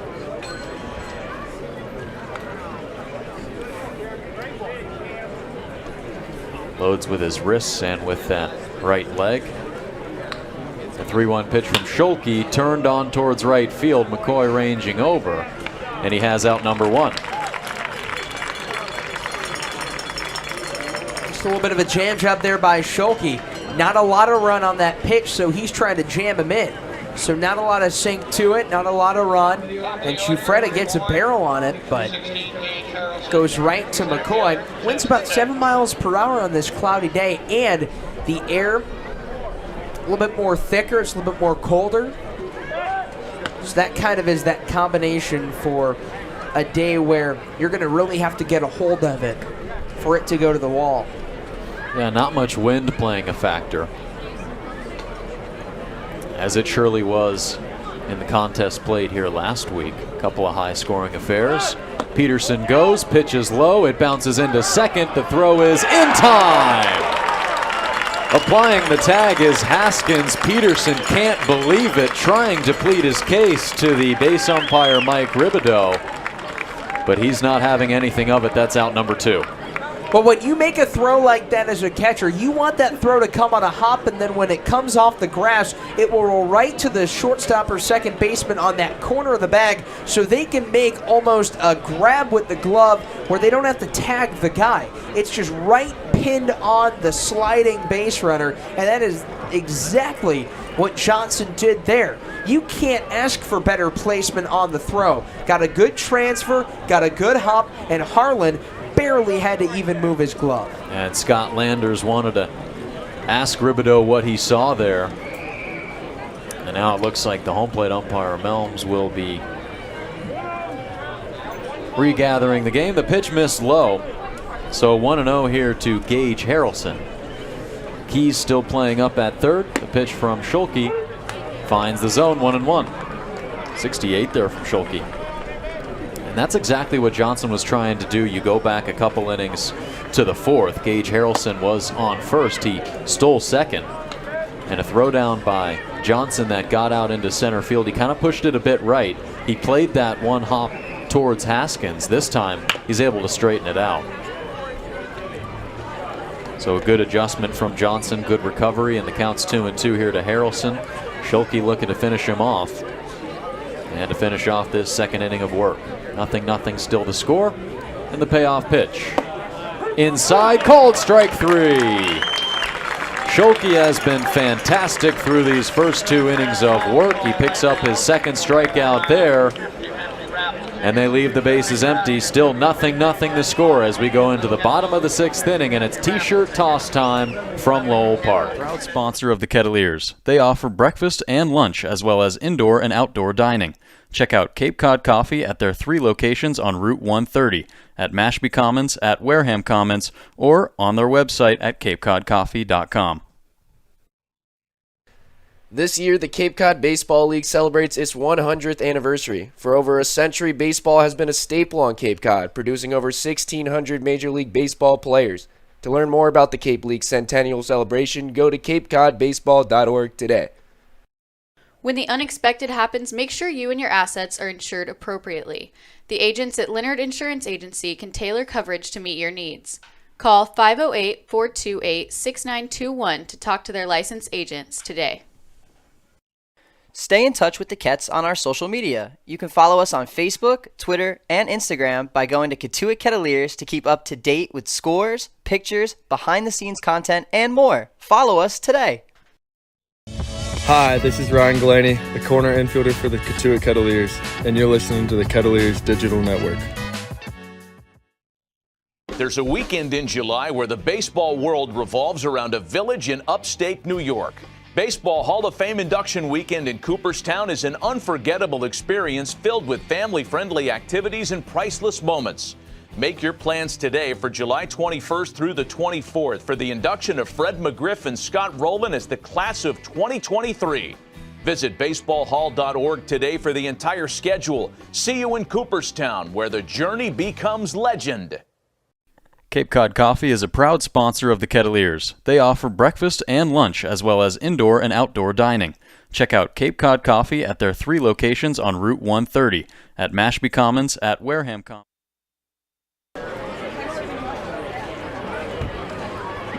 Still 0-0 from Lowell Park. Trevor Haskins facing Henry Weicker. His first pitch is outside, 89 on the fastball. Haskins is 1 for 2, extended that on-base streak to 10 his last time up with a single. That was in the 5th inning. He struck out in the 1st. Laces that one foul, 91 from Weicker, 1-1. Weicker was really going corner to corner when he came in to replace Gabe Driscoll.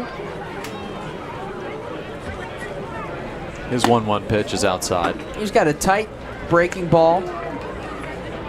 And if he can really locate that fastball, command the outer and inner parts of the zone, he can be really effective. He was really effective his first time facing Cotuit. Big swing there from Haskins at a pitch that bends down by his right ankle. Count 2-2. He went 2 2/3 of an inning, picked up the win in that 13-1 victory for Bourne right here at Lowell Park. Didn't give up a single hit or a run. Laced on a one-hopper towards short, backhanded by Vastine. His throw gets away from Contrades. Haskins is safe at first. And the leadoff man is on for Cotuit here in the bottom of the 6th. Well, first off, it's a low backdoor slider, and Haskins just kind of has to turn the head of the bat just to catch a barrel on it. And he does that, and Vastine with a quick backhand had to really get it out in a hurry, and it looked like the throw might have gotten past. Excuse me, looked like the throw might have gotten Haskins, but it just kind of scoots under the glove of Contrades. It will go down as an error for Jonathan Vastine, the shortstop. So let's see if they can take advantage of it. Just the 32nd this summer for Bourne. They lead the league. Cotuit in second with 44. So big separation there between 1 and 2 in terms of fielding as McCoy takes strike 1. First time for him batting from the right side. 1 for 1 today. He walked and singled. That was all against Gabe Driscoll. Weicker for the first time. He taps it foul towards the Cotuit dugout, and he'll shake it off as it clips his ankle guard.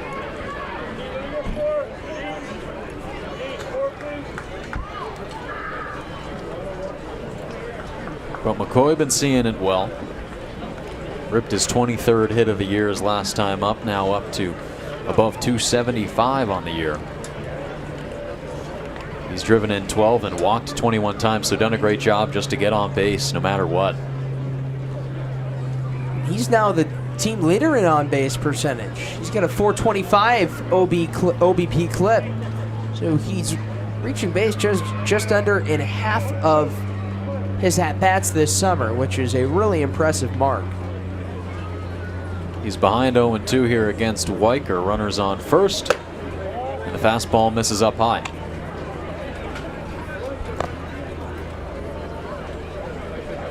Scott Seeker is on deck. He's 0 for 2.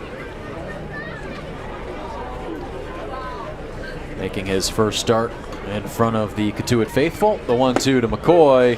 In there for called strike 3 with the fastball. That's a really deceptive pitch there from Weicker. There is not a lot of spin, not a lot of run on it. It's just a straight knee-high fastball that looks like it's just going down. Kind of like it being on a slope. And so he just sticks it at that bottom of the zone. And now here's Seeker. Takes the first pitch he sees up high. It's another fastball. 88, we'll see. Weicker really mixed things up with the fastball. He's got a lot of arm side run on it. So kind of breaking towards the left-handed hitting Seeker here. He'll go from high 80s up into the 92 range on the fastball, but he dots the slider that just falls in here to Seeker, and it's 1-1.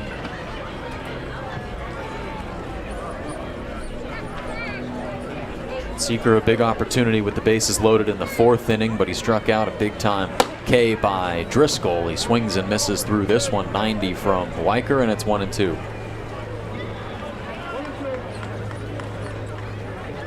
Runner on first is Haskins. I wonder if they might try to put him in motion here, try to turn on a hit and run, try to kind of change the flow of this game. They need something. Neither team has been able to get something really cooking offensively other than Cotuit in that 4th inning. If you eliminate that 4th inning for the Cats, they have no hits in this ball game. We're here in the 6th inning. Seeker takes that one off of his right thigh. He didn't even have to move, just eats it, and he reaches base for the first time this summer. And perhaps that could be a little bit of a turning point because Cotuit, they left the bases loaded there in that 4th inning. And Gabe Driscoll escaped. He had the bases juiced, nobody out, then proceeded to take the next 3 batters he faced and retire them. So now this could be a chance where we might see a sac bunt in effect, could see a double steal. We have seen the last 2 games, whether that would be Cotuit or Wareham in that situation. if you go a couple games back, we saw Wareham kind of move up, take some extra bases to put them in a better situation to score. Cotuit did that yesterday in the win against Brewster. Yeah, just looking for a turning point here. It seems like it's just going to be one swing that's going to determine the difference in this game, but they take out Seeker and replace him with Sam Tackett, so newcomer to newcomer, and he's also making his first appearance in front of the Cotuit fans here at Lowell Park. Pinch running for Seeker, who is the DH. Brock Wills takes a bending slider, 79 at his knees for strike one. And you see Wills just checking with Robert Melms, home plate umpire, possibly just asking where that one was, and looking for some consistency here as Weicker comes set. Runners are on first and second with one gone. The 0-1 pitch, fanned and missed. Another slider, and it's 0-2.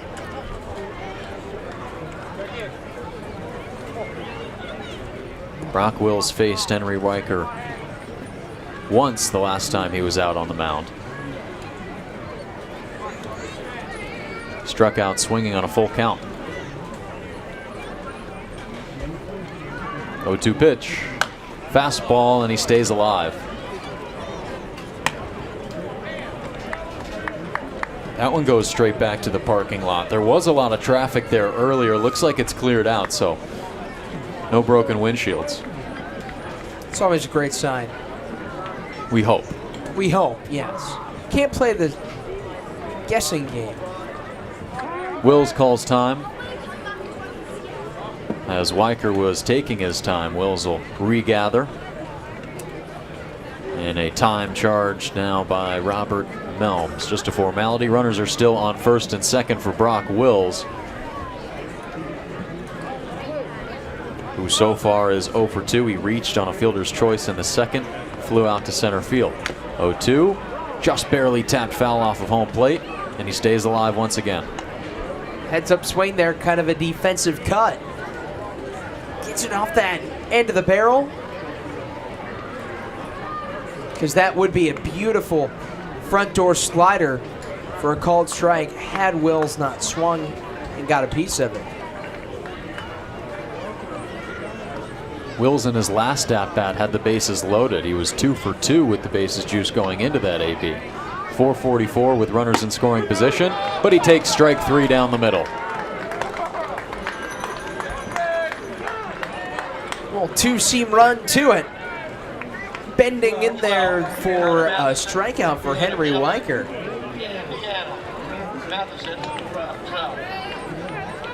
He's just really taking advantage of some left-hand hitters. He hit Scott Seeker, but then comes back with a boomerang of a fastball to Brock Wills. Now facing Carter Matheson, who steps up to the plate for the 34th time this year with a runner in scoring position. That's Trevor Haskins. There's 2 gone, and the slider is away.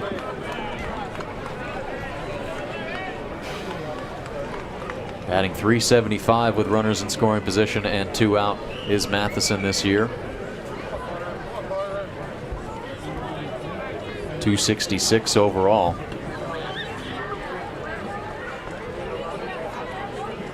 Weicker's 1-0. He checks his swing. He'll check with Ribideau, but he didn't go.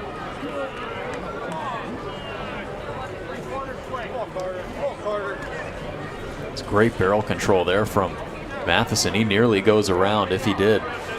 Yeah, because it was an aggressive stride. Sorry to cut you off there.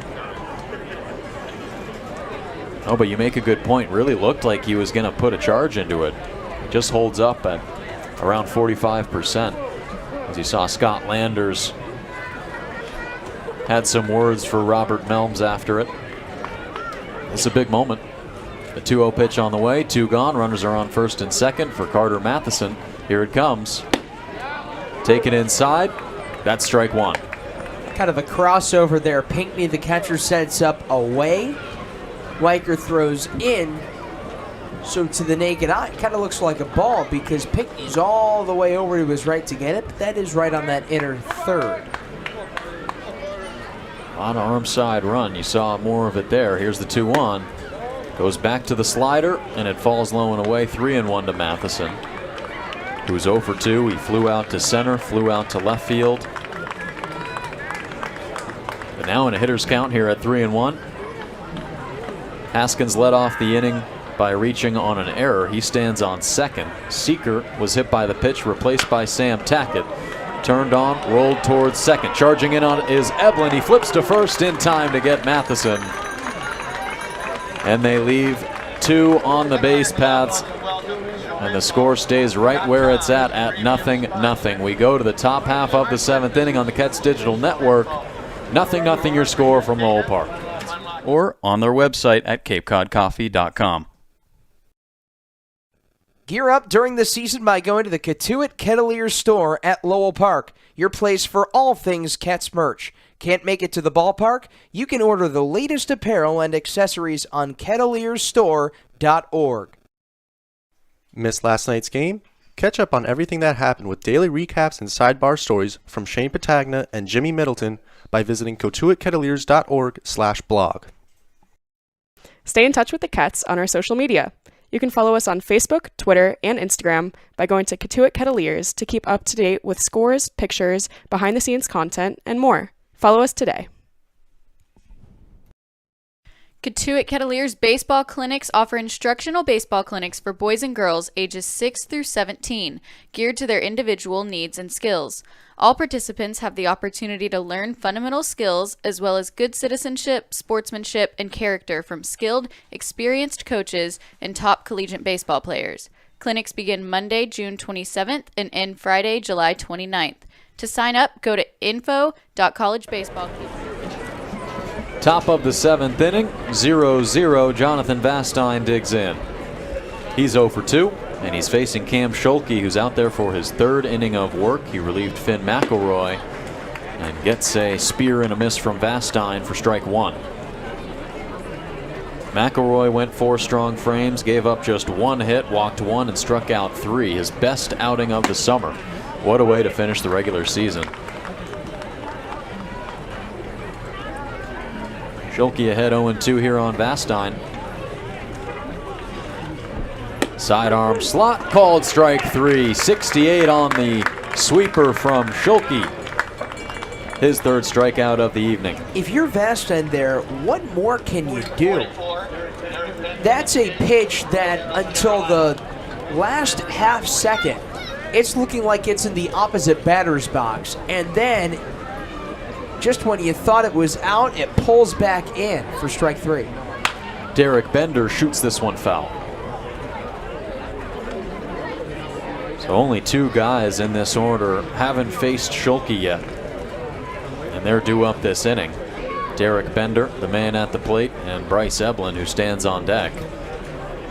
As James McCoy disposes that ball into the trees to one of the fans down the right field line. And they're ready to go. Bender's got a slightly closed stance. Here's the 0-1. In off his hands, fought off over Matheson to right field for a base hit. And Bender finds his way on the first time that the Braves have gotten to Schulke.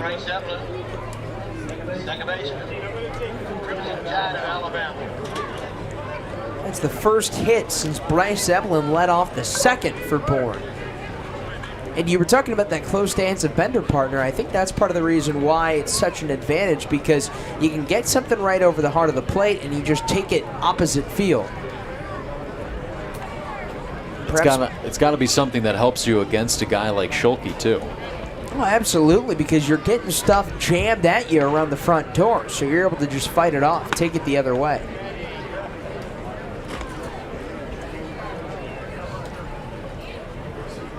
But now righty on left and Bryce Eblin at the plate.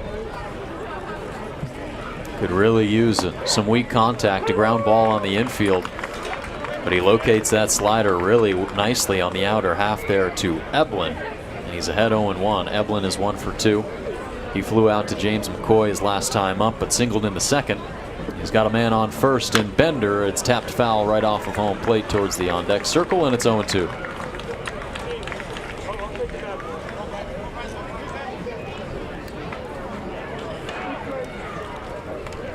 Bender takes his lead at first, leads the league with 18 stolen bags. Hasn't been caught once. A perfect 18 for 18. Batting gloves in each of his two hands. The 0-2 pitch to Eblin is on the way. Bender takes off, but it's shot foul.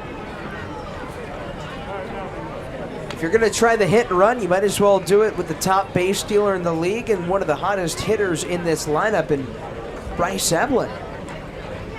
This guy's been tearing the cover off the ball.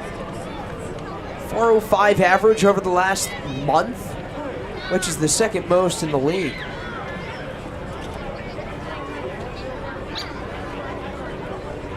Batting at a 363 clip entering this game. Bender goes again, pitches away, the throw down to second. That is in time! Bender gets cut down by Dylan Johnson. He does something that no other catcher has done this season, which is get Bender on the base paths. And a great transfer there by Johnson. That's his second time he gets a base runner out at second. Bender had not been caught stealing this year until then. What a throw from Johnson. And one thing that can be overlooked on that play, the throw from Schulke, just 70 miles an hour. So you really have to get it out quickly. And how about Haskins on the tag? He gets a little bit of a scoop, just tags the runner. 2-2 pitch, he gets on top of it, rolls over towards first. Mathis takes it himself. And that's out number 3. What a throwdown by Dylan Johnson to squash any form of a rally that the Braves were trying to manufacture in the top of the 7th.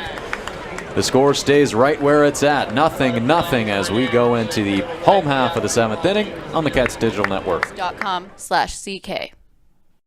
You're listening to Kettleers Baseball on the Kettleers Radio Network. Tune into all of our road broadcasts by downloading the Mixlr app and by searching up Cotuit Kettleers. Cotuit Baseball lives here on the Kettleers Digital Network.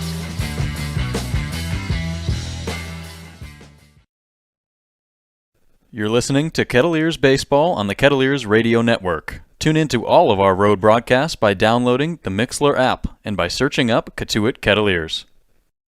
Stay in touch with the Kets on our social media. You can follow us on Facebook, Twitter, and Instagram by going to Cotuit Kettleers to keep up to date with scores, pictures, behind-the-scenes content, and more. Follow us today. When the unexpected happens, make sure you and your assets are insured appropriately. The agents at Leonard Insurance Agency can tailor coverage to meet your needs. Call 508-428-6921 to talk to their licensed agents today.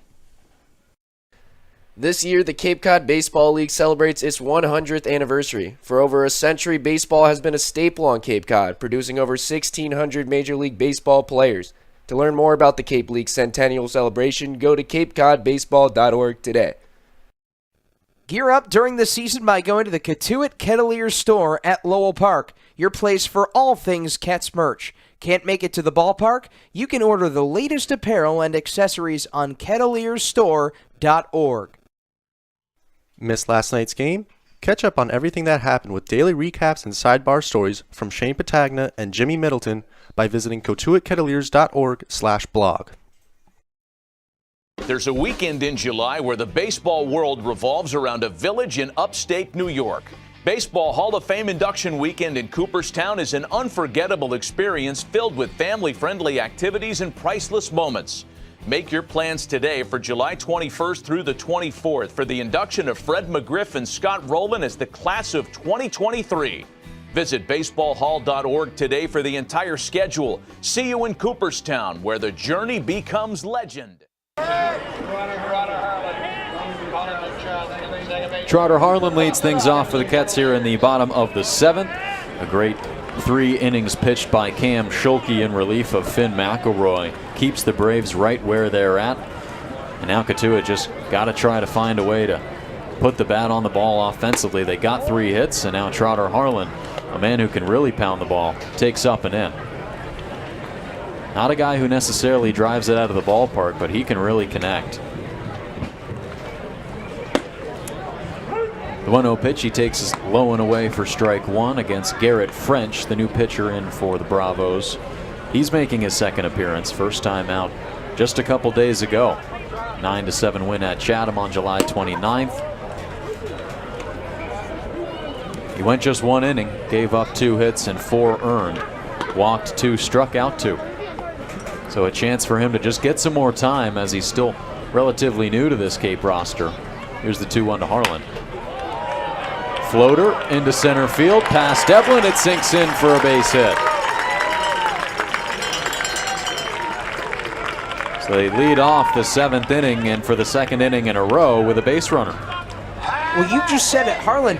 He can pound the baseball. It might necessarily be over the yard. He did have 10 homers this year at the College of Charleston, but he just puts the bat on the ball and finds the outfield. There's just a lot of line drives and blooper contact that he makes that just seemingly finds its way down.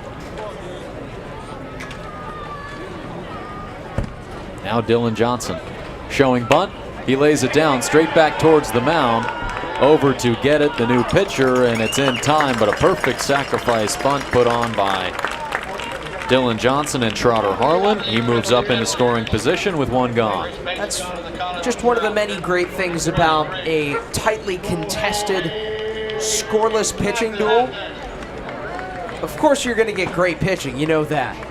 But it's how the teams can try and get on the board and the ways they move base runners, which is really appealing. Situational hitting is at a premium in games like this, and you see it there. First pitch bunting from Dylan Johnson. He's just been doing all the little things today. Yeah, great seed to get Derek Bender at second. First time any catcher has done that this season across 18 attempts for Bender, so now 18 for 19. Johnson doing a job on both ends of the plate, from the right side and from behind it. And now Cole Mathis. First pitch gets away from Pinckney. On to third goes Trotter.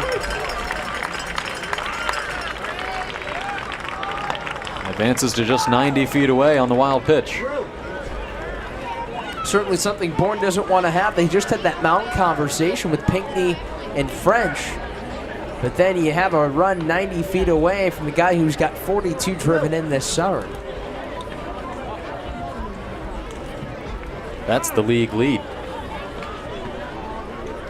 And now they'll call time, and it looks like they'll walk Mathis.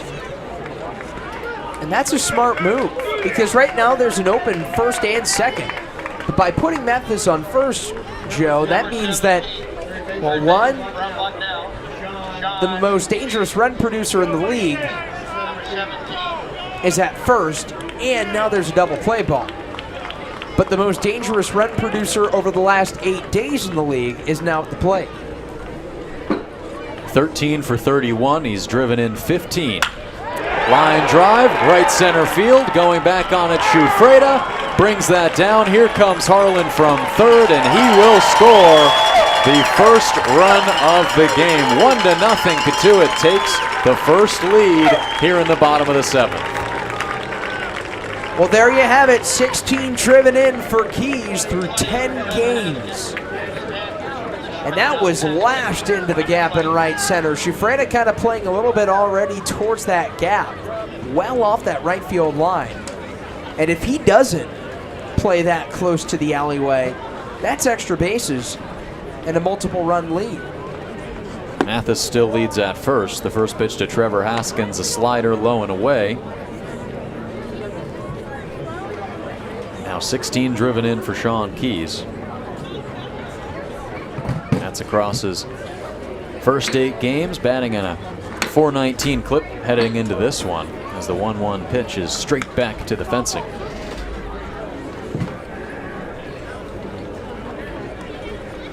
Garrett French, just his second appearance on the Cape League. Nothing new to summer ball, though. This is the 4th league that he has been a part of. Started with the Wisconsin Rapids of the Northwoods and made his way to the NECBL, playing for the Keene Swamp Bats, and then Trenton in the MLB Development League. Just a couple of starts for the Scarlet Knights across a couple of years there. 2-1 pitch misses upstairs to Haskins, 3-1. And he's going to be making his way from Big Ten to Big Ten. He'll go from Rutgers to Maryland. after 67 appearances for the Scarlet Knights scattered across 3 years. 31 innings this year, fanned at and missed. 82 on the slider. And count 2-2 now. 2 balls, 2 strikes. Haskins is 1 for 3. He reached on an error, singled, and struck out looking. Now with 2 gone here in the bottom of the 7th. Here comes the pitch from French, taken on the outside corner for strike 3. Haskins goes down looking for the 2nd time today, but the Kettleers get 1. They strike first blood in this one. It comes all the way in the bottom of the 7th inning by way of a sacrifice fly from Sean Keys, and they lead it by 1 as we are going to send things downstairs for the 2nd time today. Not to Jimmy Middleton, but it looks like we got Lily Butler back at field level. What do you got for us, Lily? Thanks, guys. It's been a contest between the Cam's Cotuit League strikeout title this summer. Cam Schulke and Cam Hill have been going head-to-head all season for the Cape League pitcher with most strikeouts. Heading into tonight's game, they were both tied at 45 strikeouts each, but Schulke's outing so far has let him tally on 3 more to that 45, now putting him in the lead. Schulke's now just 1 regular season game away from claiming that strikeout title for the Cape Cod Baseball League. Back to you guys.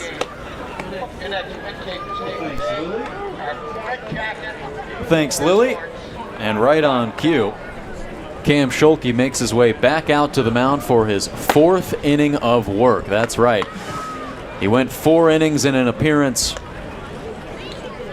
just before that 5-inning stint against Hyannis. So he's really showing off his length here. And it seems like he's got that strikeout title under wraps.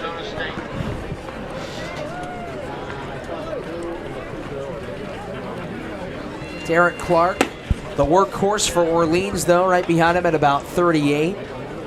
Tied with Whitey's Finnegan Wall. Nu'u-Contrades laces it straight back 1-1. We got a question from Chris Berg asking who's in the running for league MVP. Be announced later on, but a lot of good options. Plenty as Schulke goes over the top, and it's 1-2 against Contrades. Yeah, a couple in this game right now. One standing over at first, and one who is 1 for 3 today, as that one falls outside 2-2. Derek Bender we're talking about for Bourne, tied for the league lead in batting average. Cole Mathis at first for Cotuit. Ground ball to Haskins, knocked down. His throw is going to be high and not in time, as Mathis receives it, but the first man is on, and Nu'u-Contrades. We'll see how they score it. And Haskins, it's interesting because he plays deep at short, so that means that he has to get a quick glove and quick throw, so he's not getting behind the ball. He's trying to scoop it on his forehand and then make that transfer and throw to first, which usually makes an effective toss to first, and you're going to be ahead of the time mostly. However, the downside is that sometimes you might take a tricky hop like that, and it could result in a base run. We'll get a pinch hitter here for Cam Foster. Josh Kuroda-Grauer, also out of Rutgers, will grab a bat and hit for Foster, who is 0 for 2 today. Kuroda-Grauer from the right side. He's batting 190 so far this summer, and placed here to lay down the bunt. Schulke underhand tosses to first for out number 1. Had a great sack bunt there for the man they dubbed JKG. Just a quick little first pitch sack bunt. And Schulke with the athleticism, that's a tough play for a pitcher because you really have to run off the mound. Perhaps Schulke played a little middle infield in his pre-pitching days. Hugh Pinckney, the batter. Line drive, but foul. He's 0 for 2, but allowed out in the 5th inning. Line drive right at Brock Wills, and he kind of lunged down to make that catch. That was in Schulke's first inning. 3 up, 3 down in that frame. He walked 1 in the 6th, but quickly that runner was cut down trying to steal second. That was Sam Peterson, and he's ahead 0-2 here against Hugh Pinckney. And then nearly 3 up, 3 down in the 7th. Another caught stealing at second. Derek Bender cut down by Dylan Johnson. So only 3 guys coming up to bat in the first 3 innings pitched here for Schulke. Now in his 4th, here's the 0-2 pitch. Fought off into left center field. That sinks in for a base hit. Coming around from second is Contrades. He will score, and the Braves will tie things up at 1 here in the top of the 8th inning. Great job by Hugh Pinckney to fight that off there, Joe. Extends that on base streak to 11 straight. And just a little bit of a looper in the left center. That's just a huge piece of hitting, recognizing the situation, driving that run.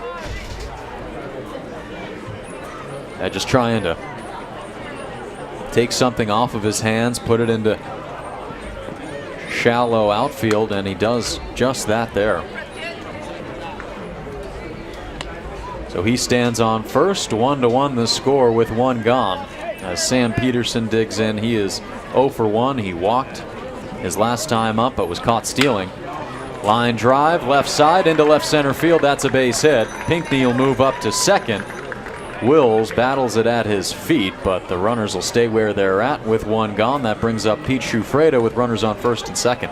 Another hard hit ball there by the Bourne Braves. Get a little bit on to Schulke. A good overhand pitch there from the second-year Cape League vet. Peterson gonna have to go out of the zone to get that one. Runner on second is Pinckney.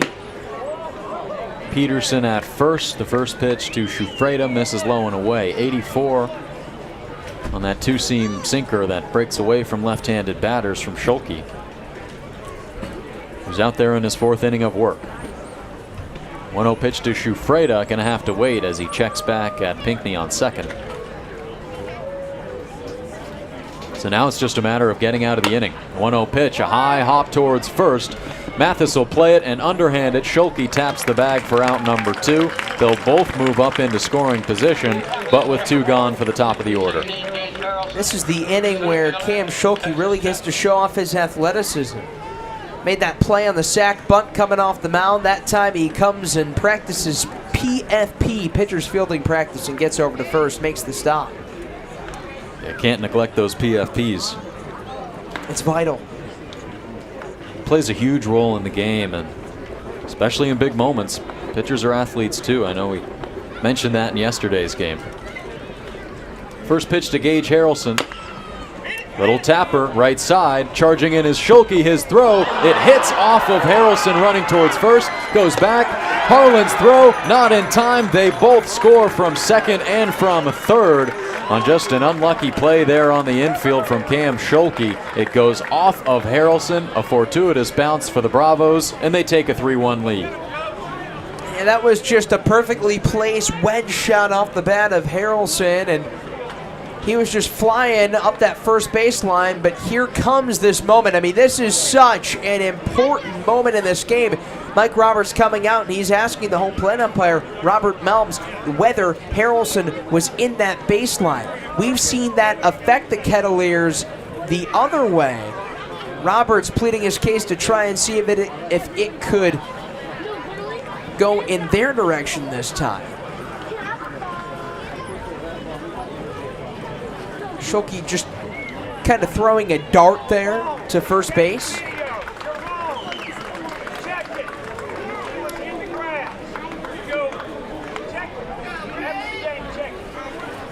Roberts having plenty of words for the umpiring crew who just broke their meeting, saying check the film. Of course, no replay review in this league. But of course, those watching at home can rewind and play umpire as the pickoff gets away from Mathis, but he regathers.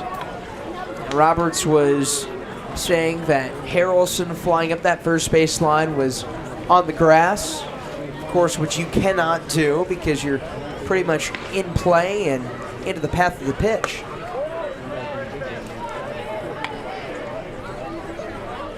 Of course, it's an interesting one at Lowell Park because the grass is in the base path. It's part of the base path on the left side. Slow turning pitch, fouled off towards the home side. It hits off the snack shack. Count 1-1 here. Harrelson advances to first. It's a throwing error.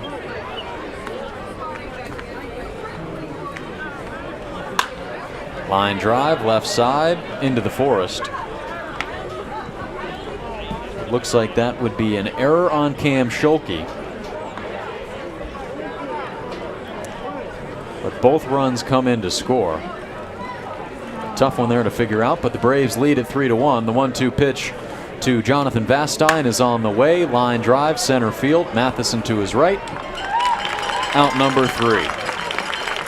So after all that, a bit of a rally for the Bourne Braves with 2 outs in the frame. They get 2 off of a ground ball from Gage Harrelson to take a 3-1 lead into the bottom of the 8th inning. Hi, this is Ryan Glaney, the corner infielder for the Cotuit Kettleers, and you're listening to the Kettleers Digital Network. Stay in touch with the Kets on our social media. You can follow us on Facebook, Twitter, and Instagram by going to Cotuit Kettleers to keep up to date with scores, pictures, behind-the-scenes content, and more. Follow us today. Celebrate the history of our national pastime at the National Baseball Hall of Fame and Museum in Cooperstown. See priceless treasures that'll bring your baseball memories to life. Connect with events that have shaped and changed the game and our country. Our stories to tell, your memories to share. Plan your visit today at baseballhall.org. Cotuit Kettleers Baseball Clinics offer instructional baseball clinics for boys and girls ages 6 through 17, geared to their individual needs and skills. All participants have the opportunity to learn fundamental skills as well as good citizenship, sportsmanship, and character from skilled, experienced coaches and top collegiate baseball players. Clinics begin Monday, June 27th and end Friday, July 29th. To sign up, go to info.collegebaseballcamps.com/CK. Cotuit Baseball lives here on the Kettleers Digital Network.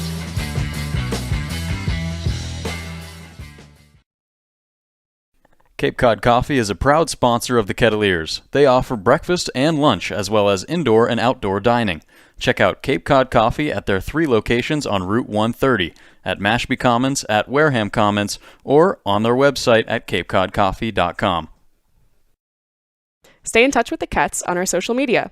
You can follow us on Facebook, Twitter, and Instagram by going to Cotuit Kettleers to keep up to date with scores, pictures, behind-the-scenes content, and more. Follow us today.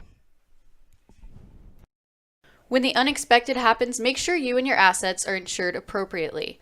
The agents at Leonard Insurance Agency can tailor coverage to meet your needs. Call 508-428-6921 to talk to their licensed agents today. Missed last night's game? Catch up on everything that happened with daily recaps and sidebar stories from Shane Patagna and Jimmy Middleton by visiting cotuitkettleers.org/blog. Celebrate the history of our national pastime at the National. James McCoy will lead it off for the Kets in the bottom of the 8th inning. Braves got 3 across in the top half of the frame.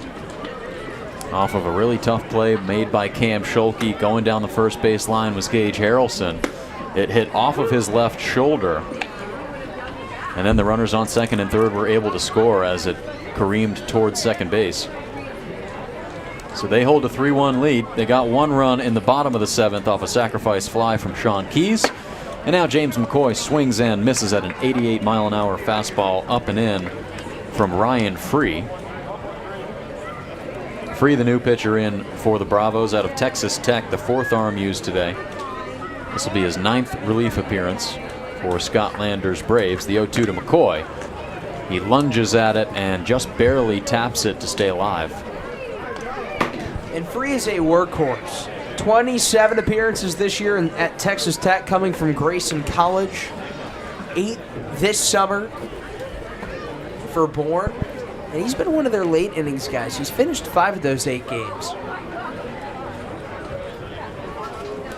He's done some long relief his last 2 times out as well. He's looking for 6 outs here. McCoy swings and misses at strike 3.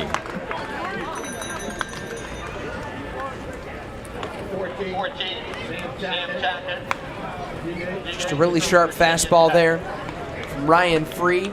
Maybe outer half there, maybe not necessarily nearly on the third, but a bit out. And a swinging strike 3. That brings up Sam Tackett. That'll be his first at-bat of the day. And the first one here at Lowell Park. Pitch from Free, breaking ball, a slider that bends in for strike 1.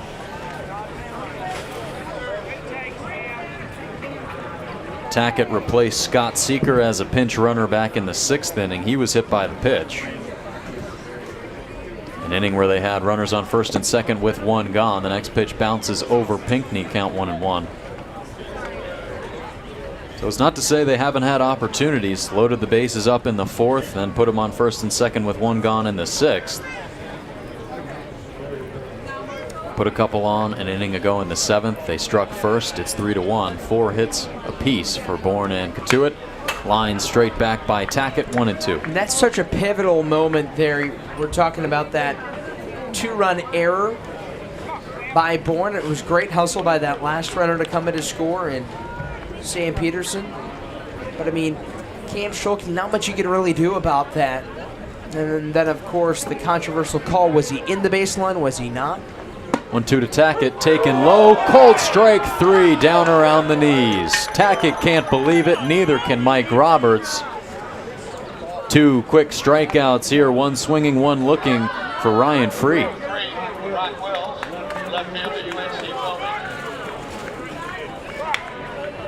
Roberts pleading his case from third.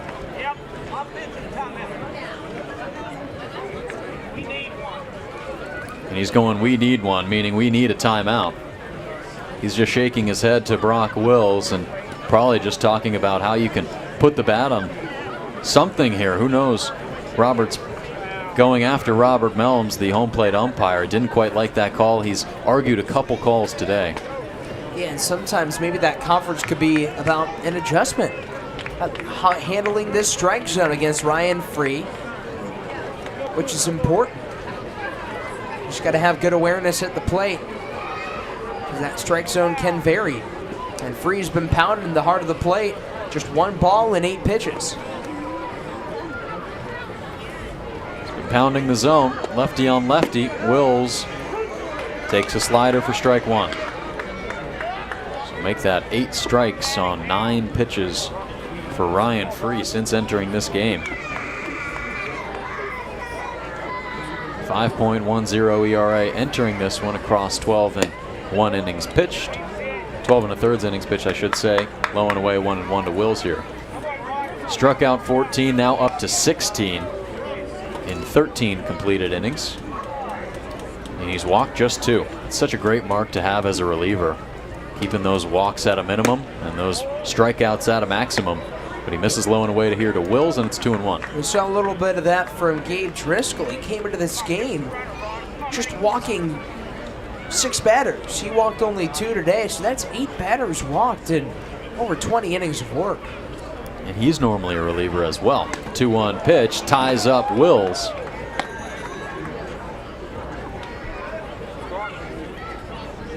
Great pitch there from Free. In on the hands. Just trying to saw it off, make some contact with it. He's out of Texas Tech from Frisco, Texas. 6'2" thrower coming set. The payoff pitch to Wills bounces in there. It's 3-2.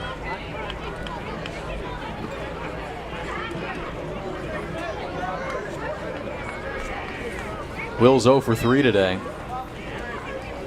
270 clip overall on the season. He's driven in 10. But a strikeout, ground out, and fly out today. His first time facing Free, who struck out the first 2 batters he faced. Here's the 3-2. Breaking ball, a high chopper, but it sinks just foul.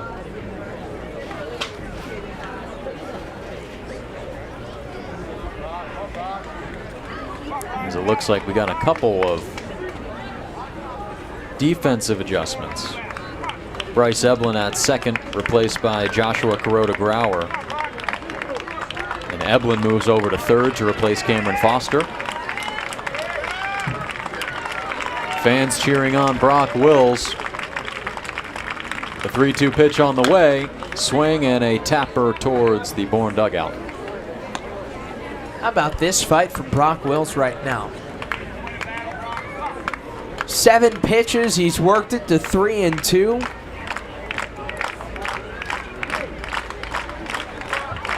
Put together a good battle after being down 1-2. The payoff pitch again. Wills stings this one into center field. That sinks in for a base hit. He keeps things going for the Kets here in the bottom of the 8th. A 2-out single. Down to their final 4 outs. Brock Wills with an important AB. That's one of those plate appearances, Joe, where that can really spark a rally. You got to come up to the plate after Brock Wills fired up, knowing that he took you 8 pitches just to give you a chance to hit once more in this inning. He was 0 for 3 entering that at-bat. Now Carter Matheson 0 for 3 showing bunt, but he pulls away the bunt. But it's up and in for strike 1. Matheson showing the bunt there with 2 outs, possibly just looking to try to find some open area and beat out a throw for an infield hit. The 0-1 pitch. Wills goes early. A great jump. It's out of the glove of Pinckney, and he's on second.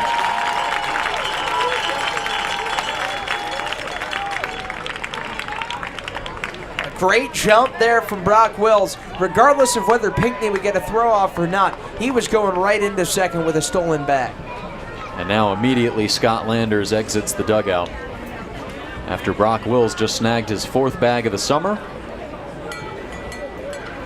And we'll see what they do. There was no action in the Bourne bullpen. Just talking strategy here. The 1-1 pitch is upcoming to Carter Matheson, who's 0 for 3. I think Free just has to go at the hitter Matheson right now. You got 2 outs, so just keep that second base runner and Brock Wills in the back of your mind, but don't really think about him. Just go after the hitter and be aggressive. He's been heavy with the fastball a lot early on here. Do you think he sticks with that against Matheson? I think maybe he might try and start out with the fastball and then go to the slider or work backwards. Because then,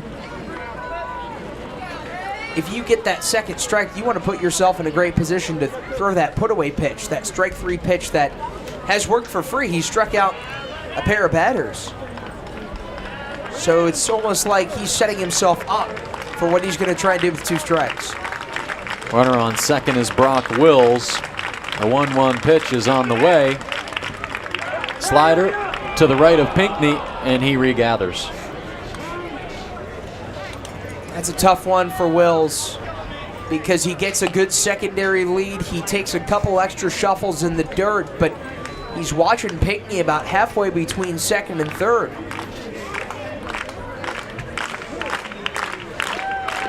Fans doing the slow clap here at Lowell Park. The 2-1 pitch to Matheson.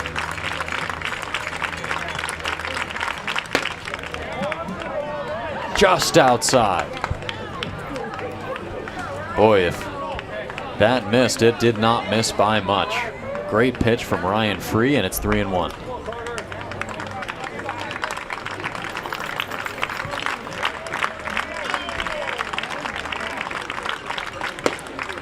Fastball delayed, strike called 2. Matheson really hunched over. He watched that one all the way through.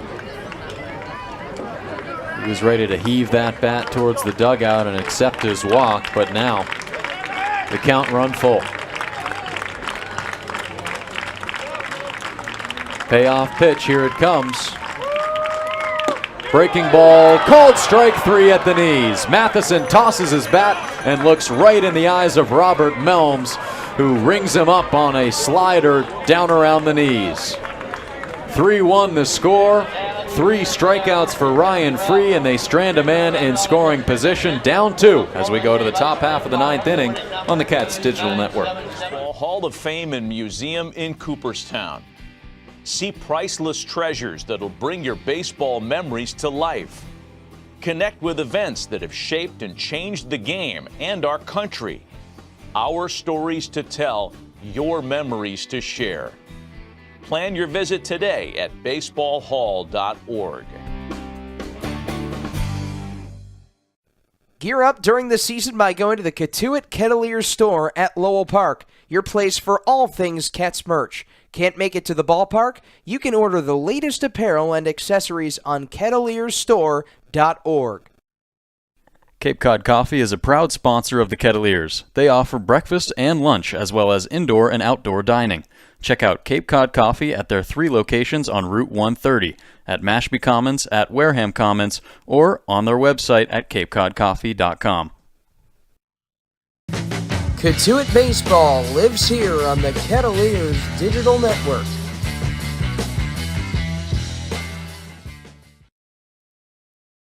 Stay in touch with the Kets on our social media. You can follow us on Facebook, Twitter, and Instagram by going to Cotuit Kettleers to keep up to date with scores, pictures, behind-the-scenes content, and more. Follow us today.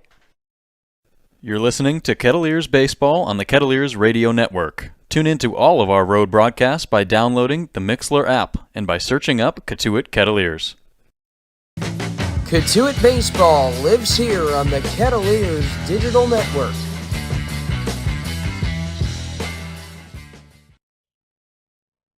Cape Cod Coffee is a proud sponsor of the Kettleers. They offer breakfast and lunch as well as indoor and outdoor dining. Check out Cape Cod Coffee at their 3 locations on Route 130, at Mashpee Commons, at Wareham Commons, or on their website at capecodcoffee.com. Top of the 9th inning, Bourne still ahead 3-1, and Derek Bender steps in as Aiden Hunter throws the first pitch to him, a breaking ball, low and away for ball 1. We were having that talk about the MVP of the league. Derek Bender's certainly one of those guys. Cole Mathis, Joe Oyama of Orleans. He's closing in on a single-season triples record. Also Travis Bazzana, what he's been doing. 1-1 finds the zone, 1-2 to Bender. He's from Falmouth, who Cotuit will play tomorrow. Yeah, Bazzana, what a year he's having. A 1-2 pitch, swing and a line drive towards left field. It sinks in right in front of Brock Wills, who bobbles it, goes off the fence. Bender glides into second safely with a leadoff double. That ball was just walloped by Bender. Wills tried to play it on a one-hop. He was already playing deep, and yet Bender was able to keep it in the yard, but also get it past Wills. Right second baseman, Alabama. That's his 7th double of the summer. Derek Bender now 2 for 4 on the day. Tied with Travis Bazzana entering this game at a 380 clip in batting average, but 2 for 4 today, so really helping his case for the #1 in the league. Corners in. First pitch to Vastine. He checks his swing, I should say Bryce Eblin. And he did not go. Looks like he did. He's just kind of running away from that, just backpedaling out of that Hunter breaking ball.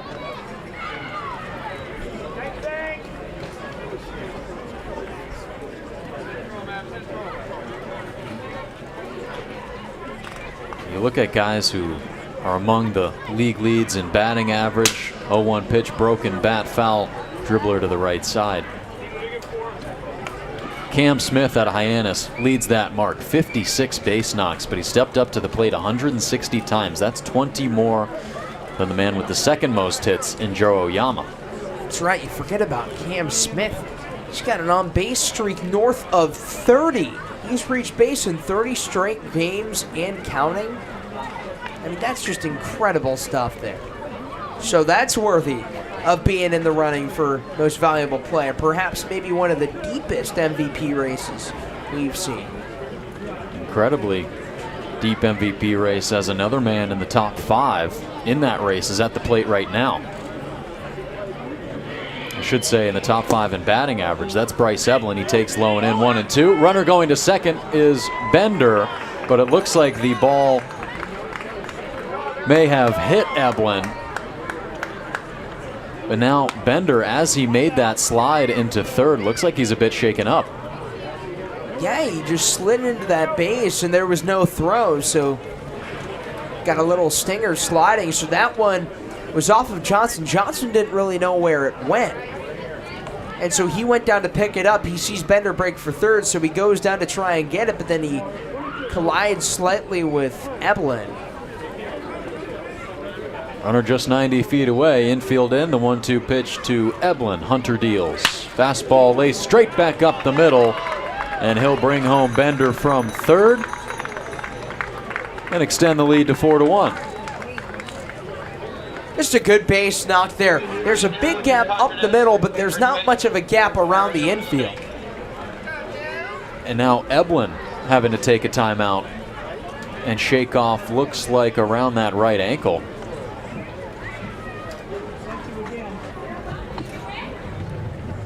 So that's a scary sight to see. Two of the top players in this lineup shaken up a bit on these pair of plays. And something to note, as you mentioned earlier in the broadcast, Tyler, that Bender didn't play the last time against Cotuit due to a tweaked hamstring. So it's possible he could have re-aggravated it there, but Bryce Eblin will be taken out of the game from first. Just looks like he might have rolled his ankle off the first base bag. And just precautionary there. You don't want to limit Eblin. Just 2 games away from the playoffs, especially now leading by 3 runs.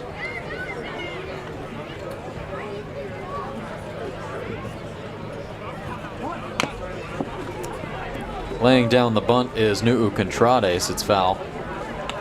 Eblin, number 4 in the league, entering this game in batting average, 363. Mathis just 2 spots back of him at 333, holding the new runner on first.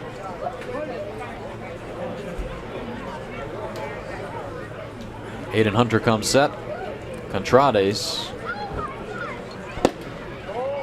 takes the 0-1 away. 1-1 the count.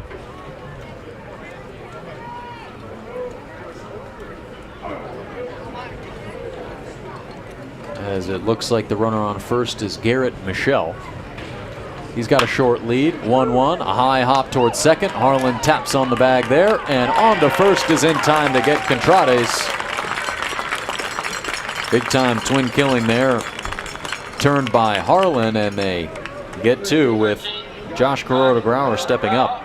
That's back-to-back games where Trotter Harlan has turned a 4-3 double play, this time to his college teammate Cole Mathis. Contrades takes strike 1. A pair of College of Charleston Cougars on the right side of the infield right now. Josh Kuroda-Grauer takes away 1-1, and of course the pitcher on the mound, Aiden Hunter, out of College of Charleston, throwing to Dylan Johnson, who receives that one up and inside, 2-1. He'll be attending the College of Charleston this year. Is this the first time we've seen all College of Charleston Cougars in the same infield this year? I think it could be, but I'll take you one step further as the count's now 3-1. Carter Matheson, or I should say, well, if Carter Matheson was not in center field, there's the potential to have all the Cougars with, well, I'm not sure where I was going with that. If they get a College of Charleston outfielder in center. Of which they've had a few. High hop played by Keys. His throw, ankle height catch for out number 3. Nice play by Sean Keys as Aiden Hunter gets through the top of the 9th inning. Bourne grabs 1 more, though. They lead it by 3. And 3 outs remaining on the board for the Kets when we come back on the Kets Digital Network.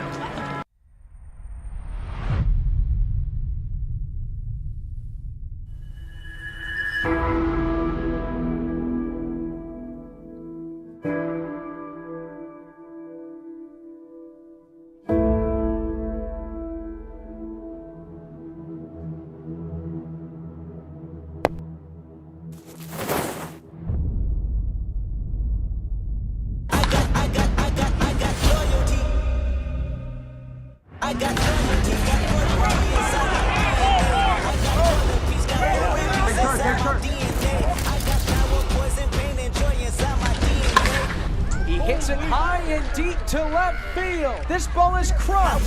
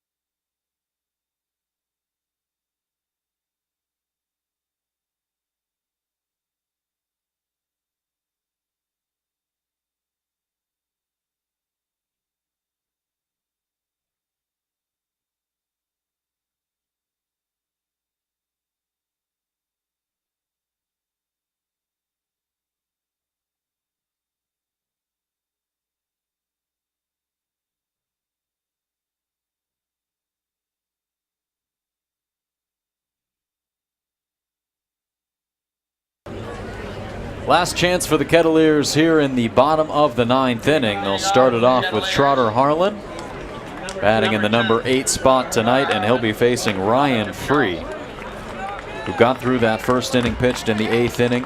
Despite Brock Wills making it to first and second, he got 3 Kettleers to strike out.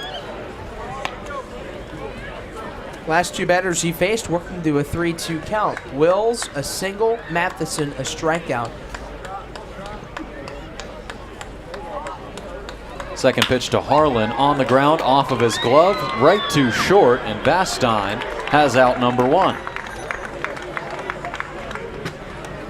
11, Dylan Johnson, catcher, College Charles.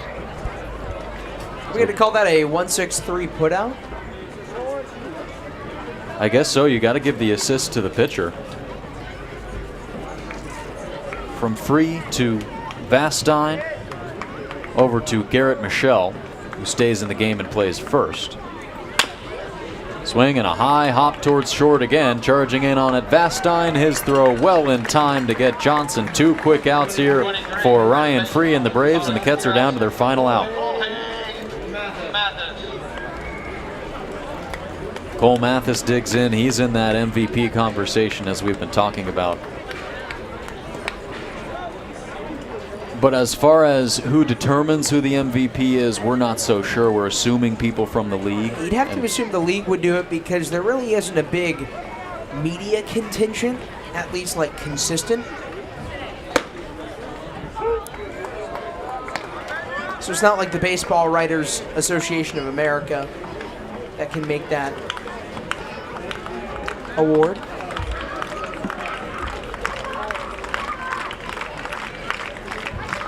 The 0-1 to Mathis. He reaches out, dribbles towards second. Vastine in again, and he gets out number 3. So a trio of 6-3 putouts in the bottom of the 9th inning for the Kettleers. And the Bravos take their 3rd straight game at Lowell Park this summer. They win it 4-1 in game 43. And they did it too, not scoring a lot of runs, not scoring any runs until the 8th inning. They got a couple of dribblers and they get that error on Cam Schulke, and that's how they take that win. They get 2 runs on that, run the bases well, and both teams really pitching well. You take out that little blip that Schulke had, that there's not much he could really do about. That scored 2 runs. They're going to give him 3 runs, none earned, and rightfully so. So if you take out those 2 runs, I mean, we saw as good of a pitcher's duel as we're going to see. Especially late in the season, when a lot of teams are saving their arms for the playoffs. My goodness, did Finn McElroy and Gabe Driscoll bring it as starters today? And that probably gets lost in the shuffle because of 5 runs scored in the last 3 frames. Well, if this is any indication of what round 1 of the CCBL playoffs might look like, well, boy, that's really exciting. Sign us up. 4-1, your final score. Great starting pitching from Finn McElroy and from Gabe Driscoll. They both pitch 4 strong. Driscoll pitches into the 5th, 4 2/3. Neither of them give up a run. Across the two of them, just 4 hits. That's 3 on Driscoll, 1 to Finn McElroy. Relief pitching, a premium as well on both sides. You just go back to that one play in the 8th inning. Cam Schulke making the throw on to first, but it hits off of Gage Harrelson. That's the difference. But Schulke, what an unbelievable performance that he put on. In another 4 innings of work, the 3 runs, none earned. He struck out 3. He was really mowing down hitters. And what was cool about one of those strikeouts, he struck out all 3 looking. So he was relying on his signature stuff to really mow down Bourne hitters and make that 9 innings pitched since Saturday. Just a workhorse, a guy that you can go to and just know that he's going to give you innings and give you good innings. Well, he did give great innings tonight. 4 strong, but you just look at that one play, and we mentioned it earlier in the broadcast. It seems like this is going to be a game where it's going to come down to one swing of the bat, and you hope it's not a slow dribbler down the first base line that possibly brings up some sort of controversy whether the runner was in the base paths or not. It didn't look like he was, but who knows? You might have to go look back at the film, as Mike Roberts said to the umpires, to get a better look at that one. But the call on the field stands, as it always does in this league, and so they take advantage of that, and that's just the way it goes sometimes in this league, where one team just takes advantage of one small little mistake or one small moment from the other. And that is the difference. That's something that's definitely going to play a factor as we move on into the playoffs. Absolutely, man. We're going to see a lot more pivotal calls. We're going to see a lot more pivotal moments in games. And you hope that every game we're going to see is going to be a close one, because that's playoff baseball. And when these 2 teams are going at it, well, Bourne won 3 games, Cotuit won 3 games, 1 versus 4, but you take out the seeds after it, because when you get into the playoffs, anything can happen. Truly, anything can happen. All you need to do is get in. That really seems to be the case.